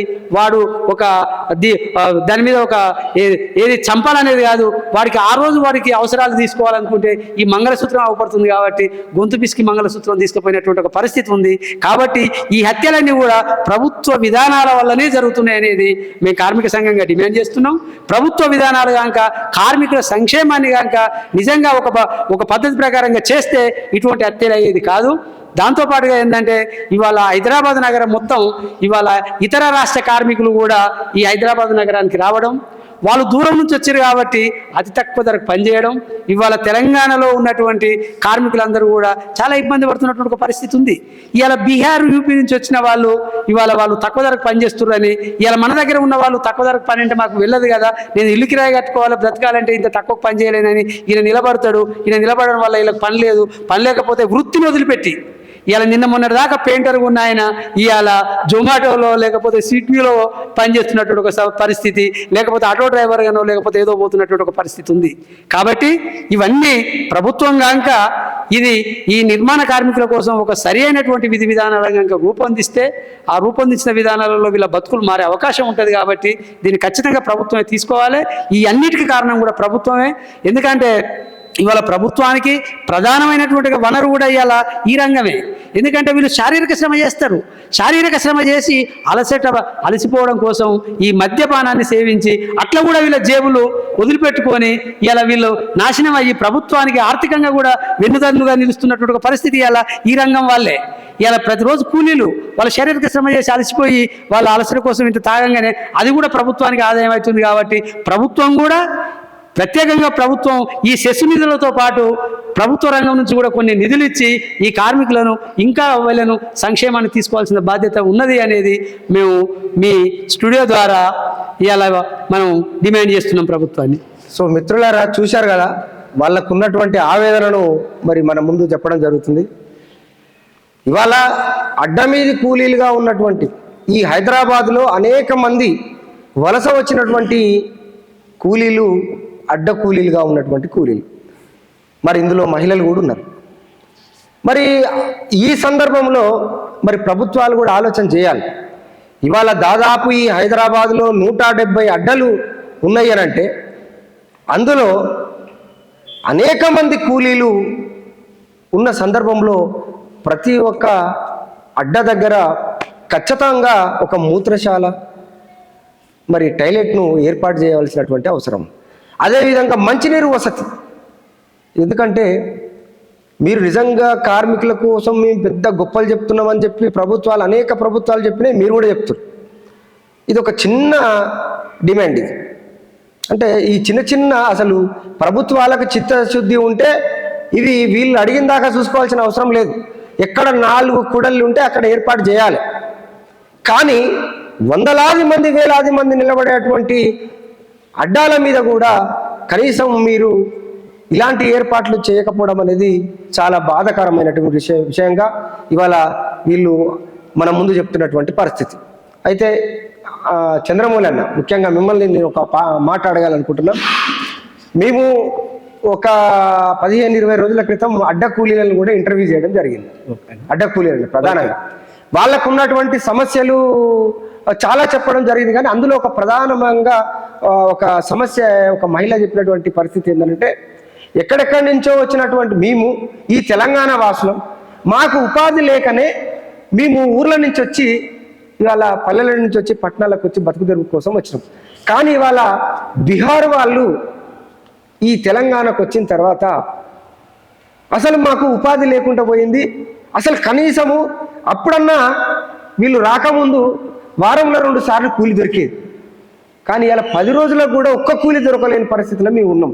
అంటే దీనికి కారణం ఏంటంటే ఇవాళ మేము ఒక 500 చేస్తే వాడు 300 చేసే అటువంటి పరిస్థితి ఏర్పడ్డది. దీనివల్ల మా పిల్లలు పస్తులు ఉంటున్నారు, మేము కడుపు నిండా తిండి తినలేకపోతున్నాం, మా ఇండ్లు కిరాయి కట్టలేకపోతున్నాం అని ఆమె చాలా ఆవేదనతో చెప్తున్నటువంటి ఈ విషయం. అసలు వాస్తవంగా మరి ఈ దీంట్లో నిజం ఎంత ఉంది, అబద్ధం ఎంత ఉంది? బీహార్ వాళ్ళు రావడం వల్ల మరి ఇక్కడ ఉన్న తెలంగాణ అడ్డ కూలీలకు ఈ హైదరాబాద్లో ముఖ్యంగా మరి వీళ్ళకు నిజంగానే ఉపాధి దొరుకుతలేదా, లేదా ఇది ఒక ప్రాపగండా, లేదు ఇది ఇందులో నిజం లేదంటారా? మీరు ఒకసారి అయితే వాస్తవం అన్న, ఈ అడ్డ మీద ఆడవాళ్లకు కూలి దొరకడం లేదు. ఎందుకనంటే ఈ బీహారు, ఒరిస్సా, ఛత్తీస్గఢ్, ఈ యూపీ నుంచి వెళ్ళి వచ్చిన వలస కార్మికులు వాళ్ళు ఏం చేస్తారంటే ఈ అడ్డ మీద ఆడ కూలి ఎంత అనంటే 700-800 తీసుకుంటారన్న. వాళ్ళు 500కు 400కు కూడా పోయే పరిస్థితి వాళ్ళది. ఎందుకంటే అంత దేశం నుంచి వాళ్ళు వచ్చిర్రు, అంత దూరం నుంచి వాళ్ళు వచ్చారు కాబట్టి వాడు ఖచ్చితంగా ఏదో పని చేసుకొని బ్రతకాలి. తన కనీసం ఇంట్లో వాళ్ళ భార్య పిల్లలను విడిచిపెట్టి ఇంత దూరం వచ్చాడు కాబట్టి వాడు తక్కువ కూలికైనా పోగలుగుతాడు. కానీ మన ఇక్కడ అడ్డ మీద లేబర్కు మనము 700 ఇస్తామని అంటే 700 ఎందుకు ఇవ్వాలి? నేను 700 ఇవ్వకుండా నేను వాడిని తీసుకోకపోతే నాకు మగవాడు పని చేస్తాడు కదా, ఎక్కువ పని చేసి పెడతాడు కదా అని చెప్పేసి ఈ పెట్టుబడిదారులు, ఈ కాంట్రాక్టర్లు వీళ్ళంతా వీళ్ళ మీద ఒక చిన్న చూపే ఉందన్న. ఎవరు తక్కువ చేస్తే వాళ్ళను పనులు పెట్టుకుంటారు. ఇది మాత్రం వాస్తవము. ఇంకొకటి ఏంటంటే ఆడవాళ్లకు రక్షణ లేదన్న. ఆడవాళ్లకు రక్షణ లేదంటే అన్న అడ్డ మీదకి వస్తారు, అడ్డ మీద పని దొరకదు. ఈ ఆడ కూలీలు ఏం చేస్తారు, 12-1 గంట దాకా ఉత్త కూర్చుంటారు. కూర్చుంటే ఎవడో అనాయకుడు వస్తాడు, ఆ తాగుబోతాడో వాడో వీడో వచ్చి అమ్మ పనున్న అని చెప్పి తీసుకుపోయి ఇక్కడ బొల్లారంలోనే మన యాంజాల్లో అడవిలోకి తీసుకుపోయి రేప్ చేసి చంపిన రోజులు కూడా ఉన్నాయి. బాలాజీ నగర్ నుంచి వెళ్ళి తీసుకుపోయి మల్కారంలో చంపిన పరిస్థితి ఉంది. ఇక్కడ చాలా జరుగుతున్నాయి అన్న ఇటువంటి అన్యాయాలు. ఆడవాళ్ళ మీద చాలా అఘాయిత్యాలు జరుగుతున్నాయి.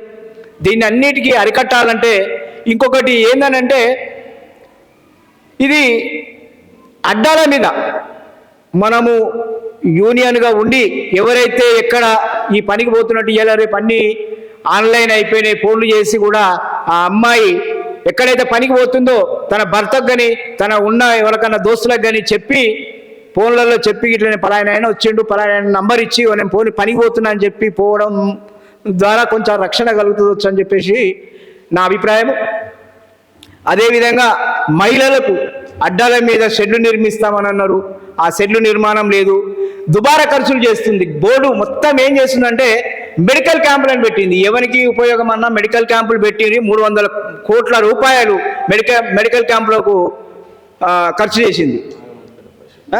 ఇవాళ ఆఫీసు ఆధునీకరణ అని చెప్పేసి మొత్తం 500 కోట్లు మొత్తం దానికి ఆఫీసు ఆధునీకరణ అని చెప్పేసి ఛాంబర్లు కడుతున్నారు, ఎవరి వారికి ఛాంబర్లు. ఇంతకుముందు ఉన్న ఆఫీసర్లు చేసేది కదన్నా.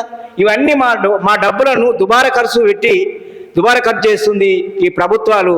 దీన్ని మాత్రము ఒక అడ్వైజర్ కమిటీ వేసి ఆ అడ్వైజర్ కమిటీలో సంఘ ప్రతినిధులతోని అడ్వైజర్ కమిటీ వేసి అడ్వైజర్ కమిటీ సలహా మేరకు ఈ బోర్డును నడిపించాలని చెప్పేసి మా స్ఫూర్తి భవన నిర్మాణ కార్మిక సంఘం, మా జెయింట్ యాక్షన్ కమిటీ కూడా మేమందరం కోరుకునేది కూడా ఒకటేనన్నా. అయితే జెయింట్ యాక్షన్ కమిటీ మేము ఎందుకనంటే మొన్న ఈ ఇన్సూరెన్స్ కంపెనీలకు అప్పచెప్తున్నారని చెప్పి ఎల్ఐసి వాళ్ళకి అప్పచెప్తున్నారని మేము ఒక 10 సంఘాలను కలిసి జెయింట్ యాక్షన్ కమిటీ ఏర్పడడం. ఈ జెయింట్ యాక్షన్ కమిటీ ద్వారానే 18 తారీఖు నాడు కలెక్టరేట్ ముట్టడి, 23 తారీఖు నాడు లేబర్ ఆఫీసులో ధర్నా, ఈ ప్రోగ్రాములు నిర్వహించుకొని మేము ప్రచారంలో తిరుగుతున్నాం. ఇందులో భాగంగానే అందరం మా సహాయ శక్తుల మేమందరం కూడా ఈ ఏదైతే ఎల్ఐసి కంపెనీలను పిలుస్తున్నారో దాన్ని విరమించుకోవాలని చెప్పేసి మన ముఖ్యమంత్రి గారికి మేము విన్నవించుకోవడం జరుగుతుంది మీ స్టూడియో ద్వారా. మిత్రులారా, ఇటువంటివన్నీ బాగానే చేస్తున్నాం, కానీ ఇంకా మున్ముందుకు మాకు భవన నిర్మాణ కార్మికులకు ఎవరైతే 60 సంవత్సరాలు నిండిన కార్మికులు ఉన్నారో వారికి నెలకు 5,000 రూపాయల పెన్షన్ ఇవ్వాలని చెప్పేసి కూడా మా సంఘం డిమాండ్ చేసింది. ఎప్పటి నుంచో చేసుకుంటూ వస్తున్నాం. ఏం చేస్తున్నారంటే 60 సంవత్సరాలు నిండిన కార్మికునికి ఏది లేదు, ఇన్సూరెన్స్ చనిపోయినా 1,30,000 రూపాయలు వస్తుండే. చనిపోయినప్పుడు వాడు 60 సంవత్సరాలకు చనిపోతాడన్న, 60 సంవత్సరాలు నిండినాక చనిపోతాడు. చనిపోతే 50 సంవత్సరాల లోపల చనిపోయినోనికి ఇస్తారు, 60 సంవత్సరాల్లో నిండినోనికి ఇస్తలేరు. ఇప్పుడు ఈ బాలరాజు అన్న ఉన్నాడు, బాలరాజు అన్న బిడ్డ పెళ్లి చేసిండు, తన కార్డు రిన్యువల్ చేసుకోలేదు. రిన్యువల్ చేసుకోకపోతే ఆ పాపం ఆయన ఆ కార్డు అప్లై చేసినాక కూడా రిజెక్ట్ అయింది. నాకు పైసలు వస్తాయి కదా 30,000 అని చెప్పేసి అనుకున్నాడు, ఆ పైసలు రాలేదు. ఇట్లా చాలా ఉన్నాయన్న, చాలా అవకతవకలు బోర్డులో జరుగుతున్నాయి. కాబట్టి ఖచ్చితంగా అడ్వైజర్ కమిటీని నియమించాలి, అడ్వైజర్ కమిటీ సలహాల మేరకే బోర్డును నడిపేయాలని చెప్పేసి మా సంఘం అభిప్రాయము. సరే, ఇది అన్న చూస్తున్నారు కదా మీరు, ఇప్పుడు జరుగుతున్నటువంటి కార్మికులు, ముఖ్యంగా భవన కార్మికులు, వాళ్ళ బాధలు, వాళ్ళ కష్టాలు, అదేవిధంగా అడ్డమీది కూలీలకు ఉండేటువంటి ఇబ్బందులు, ఇవన్నీ ఒకసారి మనకు కళ్ళకు కట్టినట్టు ఈరోజు మన ముందు ఉంచడం జరిగింది. ఈ సమస్యలు ఉన్నాయి అనేటివి మరి ఇప్పుడు కాదు, ఏళ్ళ సంవత్సరాలుగా మరి మనల్ని చిన్న చూపు చూస్తున్నటువంటి విషయం. వాళ్ళు ఏమంటున్నారంటే ఒక అడ్వైజర్ కమిటీని ఏర్పాటు చేసి దాని ద్వారా మరి నిజమైనటువంటి కార్మికులను గుర్తించడం జరుగుతుంది. దానివల్ల ఎక్కడైతే ప్రమాదం జరుగుతుందో ఆ ప్రమాదం జరిగినటువంటి వ్యక్తికి ఖచ్చితంగా ఆయనకు ఆ సహాయాన్ని అందించడంలో మేలు జరుగుతుంది. కాబట్టి ఖచ్చితంగా అది చేయాలని చెప్పి వాళ్ళు ఒక చిన్న డిమాండే కోరుకోవడం జరిగింది. అయితే ఈ న్యాయమైన డిమాండ్లన్నింటినీ కూడా ఇప్పటి వరకు మనం వాళ్ళు చెప్పిన అన్నీ కూడా చాలా చిన్న చిన్న కోరికలేవు. వాళ్ళకు ఉన్నటువంటి ఇప్పుడు కార్మిక చట్టాల కోసం గొప్పలు మాట్లాడేటువంటి ప్రభుత్వాలు కూడా ఆ చట్టాలను నిజంగా అమలుపరచలేదు. కానీ వాళ్ళు ఉన్న చట్టాలనే మాకు నిజంగా మేము లబ్ధిదారులమయ్యా, మరి మాకు ఇవ్వండి అని చెప్పి వాళ్ళు ఒక న్యాయమైన డిమాండ్ని అయితే వాళ్ళు కోరుకోవడం జరుగుతుంది. అన్న, మరి ఈ సందర్భంలో మరి నేను ఒక ప్రశ్న అడుగుతాను మిమ్మల్ని. ఇవ్వండి అన్న. ఇన్ని భవన కార్మిక సంఘాలు ఉన్నప్పటికీ కూడా మరి చాలామంది ఇప్పటికీ ఇల్లు లేని నిరుపేదలే ఉన్నారు. దీంట్లో చాలామంది ఈ చదువు లేనటువంటి వాళ్ళు, ఒకవేళ చదువుకుని అసలు ఏమాత్రము వాళ్లకు ఉపాధి లేక వాళ్ళు కూడా అడ్డకూలీలుగా మారి ఈ హైదరాబాద్లో జీవనం గడుపుతున్నటువంటి వాళ్ళు అనేక మంది ఉన్నారు. అయితే ముఖ్యంగా మరి ఇప్పుడున్నటువంటి ఏదైతే సంక్షేమ బోర్డే కావచ్చు, లేకుంటే ఆ ప్రభుత్వం మీకు ఇచ్చినటువంటి పథకాలలో ప్రత్యేకమైనటువంటి దీనికి ఒక చట్టం కూడా ఉంది, కార్మిక చట్టం. దీనివల్ల ఇప్పుడు ప్రమాదాలు జరిగినప్పుడు ఓకే, ఇప్పుడు అన్న చెప్పినట్టు ఇప్పుడు 60 సంవత్సరాలు అంటే 50 సంవత్సరాలు ఉన్నోడు చచ్చితేనే మనకు ఎలాంటి లబ్ధి, లేకపోతే వాడు 60 ఏళ్ళు అయిపోయిన తర్వాత వానికి ఇది రిన్యువల్ కాదు, ఆయనకు రావాల్సినటువంటి ఎట్లాంటి సహాయం కూడా అందరం. ఈ సందర్భంలో నాకున్న డౌట్ నేను అడుగుతున్నానన్న, మరి 60 ఏళ్ళు నిండిన వాళ్ళు కూడా అనేక మంది కార్మికులు ఉన్నారు. 55 ఏళ్ళు కాదు 60 ఏళ్ళకు కూడా ఇప్పటికి కూడా అంత ముసలితనంలో వాళ్ళు పనులు చేసుకుంటూ అడ్డకూలీలుగా జీవనం సాగిస్తున్నటువంటి వాళ్ళు అనేక మంది ఉన్నారు. మరి ఈ సందర్భంలో మరి మీరు ప్రభుత్వాన్ని ఏ విధమైనటువంటి డిమాండ్ చేయాలనుకుంటున్నారు కార్మికుల పట్ల? అన్న, మంచి క్వశ్చన్ అడిగారనా. అడ్డాల మీద పోయి చూస్తే కనుక మీరు ఒకసారి మీ ఉషోదయ ఛానల్ అడ్డాల మీద కనుక ఒకవేళ తిరిగినట్టుంటే మీకు కనబడతారన్న, 60 సంవత్సరాల పైబడిన వాళ్ళు కూడా అడ్డాల మీదకి వచ్చి కూర్చుంటారు. అవును, 60 సంవత్సరాల పైబడిన వాళ్ళు అడ్డాల మీదకి వచ్చి కూర్చుంటే వారిని పనికి తీసుకుపోయేవాడు ఉండడు, వానికి ఎలాంటి పెన్షన్ లేదు. అటువంటి కార్మికులను గుర్తించి ప్రభుత్వాలు గుర్తించి ఆ కార్మికులకు పెన్షన్ను అమలు చేయాలి. ఆ విధానాన్ని, పెన్షన్ విధానాన్ని అమలు చేయాలి. వారికి రక్షణ కల్పించాలి. వారికి పని ఇప్పటికి కూడా టాపీ పట్టుకొని మేస్త్రీలు 65 ఏళ్ళు 70 ఏళ్ళ పైన ఉంటారు, టాపీ పట్టుకొని రోడ్డు మీదకి పోతుంటారు అన్న. ఆ ఒక్కరోజు మాత్రమే పని, తనకు ఎప్పటికి పెట్టుకోరు. అతన్ని రోజు వచ్చి అడ్డ మీద కూర్చుంటాడు, అడ్డ మీదకి వెళ్ళే పోతాడు, వస్తాడు. అంటే అటువంటి కార్మికులు చాలామంది ఉన్నారు. వారికి న్యాయంగా వారికి పెన్షన్ విధానాన్ని ప్రవేశపెడితే బాగుంటుందని చెప్పేసి మా ఆలోచన అన్న. వాస్తవంగా ఇవాళ మరి కొన్ని ఆసరా పింఛన్లని, వృద్ధాప్య పింఛన్లని వికలాంగుల పింఛన్లని మరి ప్రభుత్వం కొంత సహాయం అయితే చేస్తుంది.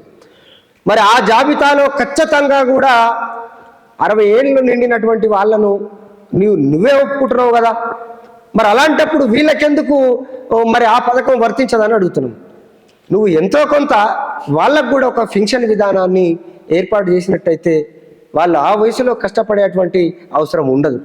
కాబట్టి మరి ఇప్పుడు మన సహాయక కార్యదర్శి పోతరాజు రమేష్ అన్న మరి అదేవిధంగా మరి మిగతా సభ్యులు ఇంకేమైనా మాట్లాడేటువంటి వాళ్ళు ఎవరైనా ఉంటే మరి వీళ్ళ సందేశం అంతా విన్న తర్వాత మరి ముగింపు మరి అన్న మరి కుమార్ అన్న మనతో మాట్లాడతాడు. ఆయన ఏం సందేశం ఇస్తాడనేది మరి మిగతా సభ్యులు ఎవరైనా మాట్లాడతారా? సరే, ఇప్పుడు అన్న చివరిగా మీకు ప్రత్యేకమైనటువంటి ధన్యవాదాలు. మా ఉషోదయం తెలుగు న్యూస్ ఛానల్ దగ్గరకు వచ్చి మీకున్నటువంటి అనేకమైనటువంటి బాధలు, కష్టాలు, భవన కార్మికులకు ఉన్నటువంటి ఇబ్బందులు, భవిష్యత్ కార్యాచరణ పూర్తిగా మా ముందు తెలియజేయడం జరిగింది. మరి వీటినన్నిటి కూడా మాకు తోచిన విధంగా సహాయ సహకారాలు తప్పకుండా ఇవి ప్రభుత్వం దృష్టికి తీసుకెళ్ళడానికి ప్రధానంగా మీ సమస్యలను మా మీడియా ద్వారా సాధ్యమైనంత వరకు మరి ప్రభుత్వం దృష్టికి తీసుకెళ్లే ప్రయత్నం కూడా చేస్తాం. ఇది ప్రజలల్లా పూర్తిగా విస్తరించి వాళ్ళలో కూడా ఒక గొప్ప చైతన్యం తేవడానికి మరి మా యొక్క ఛానల్ ఖచ్చితంగా మీ వెంట ఉంటుంది. ఈ విధమైనటువంటి నా కార్మిక మిత్రులారా, సోదరులారా, ఎలాంటి కార్మిక సంఘమైనా సరే మరి మీకు ఎలాంటి ఇబ్బంది ఉన్నా సరే ఇలాంటి కార్మిక సంఘాలు మీకు అండగా నిలుస్తాయి. ఖచ్చితంగా నీతి నిజాయితీగా పనిచేసేటువంటి సంఘాలు, వీళ్ళతో కలిసి పనిచేయండి, మేము కూడా మీ తోడు ఉంటామని తెలియజేస్తూ మరి చివరిగా మరి కుమారన్న మరి తన గొప్ప సందేశాన్ని అంటే కార్మికులకు, ఇవాళ మా ప్రేక్షకులకు మీరు ఇంతసేపు మీ అమూల్యమైన సమయం మాకు ఇచ్చి నందుకు చాలా ధన్యవాదాలు తెలియజేస్తూ మరి ఒక్కసారి కార్మికులు ఏ విధంగా ఉండాలి, మరి ప్రభుత్వం ఏం చేయాలి, అసలు ఇప్పుడున్న పరిస్థితులలో కార్మికులకు ఏం అవసరాలు ఉన్నాయి అనే దాన్ని మరి ఒకసారి మాకు వివరించండి అన్న. మంచి మిత్రులారా, మంచి క్వశ్చన్ మీరు రేజ్ చేశారు. బ్రతికినంత కాలం సరే ఎట్లనో తను పని చేసుకుంటున్నాడు, బతుకుతున్నాడు, జీవన విధానం నడుస్తలేదు అనేది ఇంతవరకు మనం చర్చ పెట్టుకున్నాం. కానీ ఇప్పుడు ఏ రంగంలో అయినా కనుక చూస్తే ఇవాళ ఒక ఎమ్మెల్యే ఒకసారి ఎమ్మెల్యే అయితే జీవితంలో తనకు చనిపోయేంత వరకు పెన్షన్ వస్తుంది. ఒక్కసారి ఎమ్మెల్యే అయితే సరిపోతుంది. ఆయనకు ఆ ఎమ్మెల్యే ఫండ్ ఉంటుంది, దాని ద్వారా వాళ్ళకి చనిపోయేంత వరకు వస్తుంది. ఇలా ఉదాహరణకు ఒక ఆర్టీసీ కార్మికుడు తీసుకుంటే వాళ్ళ కార్పొరేషన్ ఉంటుంది, వాళ్ళ కార్పొరేషన్ ద్వారా తనకు పెన్షన్ వస్తుంది. మిగతా ఇలా ఏ ప్రభుత్వ ఉద్యోగి అయినా కూడా ఆ ప్రభుత్వంలో తను సర్వీస్ చేసి తను 60 సంవత్సరాల తర్వాత ఆ రంగం ద్వారా తనకు పెన్షన్ వస్తుంది. కానీ ఇవాళ ఎంత పక్షపాతం అంటే ఇలా ఈ పేద భవన నిర్మాణ కార్మికుడికి మేము ఇంత అంతా చేస్తున్నాం అనే ప్రభుత్వాలు నిజంగా కూడా మనం రేపు భవిష్యత్తులో సంక్షేమ పథకాలను విస్తరించినప్పుడు ఇలా బతుకులు మారుతాయని మనం ఎన్ని రోజులు ఆశించినాం కానీ అది కలగానే మిగిలిపోతుంది, అది భగ్నమైంది. ఇప్పుడు ఈ భవన నిర్మాణ కార్మికులకు కూడా 60 ఏళ్ళు అయిపోగానే సోషల్ పెన్షన్ తీసుకోవాలనేటువంటి ప్రభుత్వ విధానం అది తప్పుడు విధానం. నువ్వు గుర్తించినవు, తను శ్రమ చేసింది సమాజానికి, ఆ శ్రమ తర్వాత సంక్షేమ బోర్డు ద్వారానే కనీసం నెలకు ఒక 5,000 తగ్గకుంటూ వాళ్ళకు పెన్షన్ ఇవ్వాల్సినటువంటి ఒక బాధ్యత ఇలా ప్రభుత్వాల మీద ఉందనేది మేము డిమాండ్ చేస్తున్నాం. దాంతోపాటుగా ఇంకా ప్రధానంగా ఏంటంటే వాళ్లకు ఇవాళ నువ్వు ఎక్కడి నుంచో ఇస్తలేవు కదా, వాళ్ళు సంపాదించినటువంటి ఏ సెస్ అయితే ఉందో సెస్ ద్వారా ఇవ్వడం అది న్యాయమైనటువంటిది. దానివల్ల మీరు కూడా మన ఉషోదయం టీవీ ఛానల్ ద్వారా మీరు ప్రజల దగ్గరికి ఇవాళ అందరి దగ్గర కూడా అందరి దగ్గరికి మనం ఈ విషయాన్ని తీసుకెళ్ళి దీన్ని మనం న్యాయంగా అయ్యేంత వరకు వీళ్ళందరికీ హక్కులు అనువాదించుకునేంత వరకు కూడా మీరు కార్మికుల పక్షాన ఉంటారు అనేది మాకు కూడా ప్రగాఢ విశ్వాసం ఉంది. దానితో పాటుగా ఇవాళ అసంఘటిత రంగంలో మిగతా చాలా రంగాలు ఉన్నాయి. ఇలా లక్షలాది మంది ఆటో రంగ కార్మికులు ఉన్నారు, ఇవాళ లక్షలాది మంది తోపుడు బండ్ల కార్మికులు ఉన్నారు, ఇలా లక్షలాది మంది అసంఘటిత రంగం అంతా ఇవాళ రాష్ట్రంలో దిక్కు దేశ లేకుండా వాళ్ళకు దీనస్థితిలో బతుకుతున్నటువంటి ఒక పరిస్థితి ఉంది. కాబట్టి రంగాల వారీగా వాళ్ళకు సంక్షేమ బోర్డులు ఏర్పాటు చేసి ఆ సంక్షేమ బోర్డులలో ఆ కార్మికుల పేర్లు నమోదు చేసి ఏ రంగం ద్వారా ఆ రంగానికి ఇలా నిధులు ఏర్పాటు చేసి వాళ్ళందరికీ ఇలా మీరు సంక్షేమం తీసుకోవాల్సినటువంటి బాధ్యత ప్రభుత్వాల మీద ఉందనేది తెలియజేస్తూ ఈ కార్మికుల మధ్యనే పంచాయతీ పెట్టడం కోసం ఆ కార్మికులు ఈ కార్మికులు ఒకే ఘాట్ల కట్టి వీళ్ళకి పంచాయతీ పెట్టించి ఇది మా పని కాదు ఇలా మీరే కొట్టారు చాట్ల తవుడు పోసి మీరు కుక్కలు తిని సావండి అనే పద్ధతులలో ప్రభుత్వ విధానాలు ఉన్నాయి.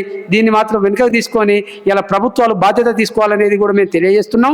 దాంతోపాటుగా ఇవాళ బీహారు యూపీ లాంటి రాష్ట్రాలు ఇలా హైదరాబాద్ నగరానికి వచ్చి ఇలా వాళ్ళు తక్కువ పని చేస్తున్నారు, ఇలా మీరు ఎక్కువ పని చేస్తున్నారని మన మధ్యలో ఒక కొట్లాడ పెడుతున్నాయి. అది ప్రభుత్వాల విధానమే. ఎందుకంటే అన్ని రాష్ట్రాలలో పనులు కల్పిస్తే ఇలా ఈ పరిస్థితి ఉండేది కాదు.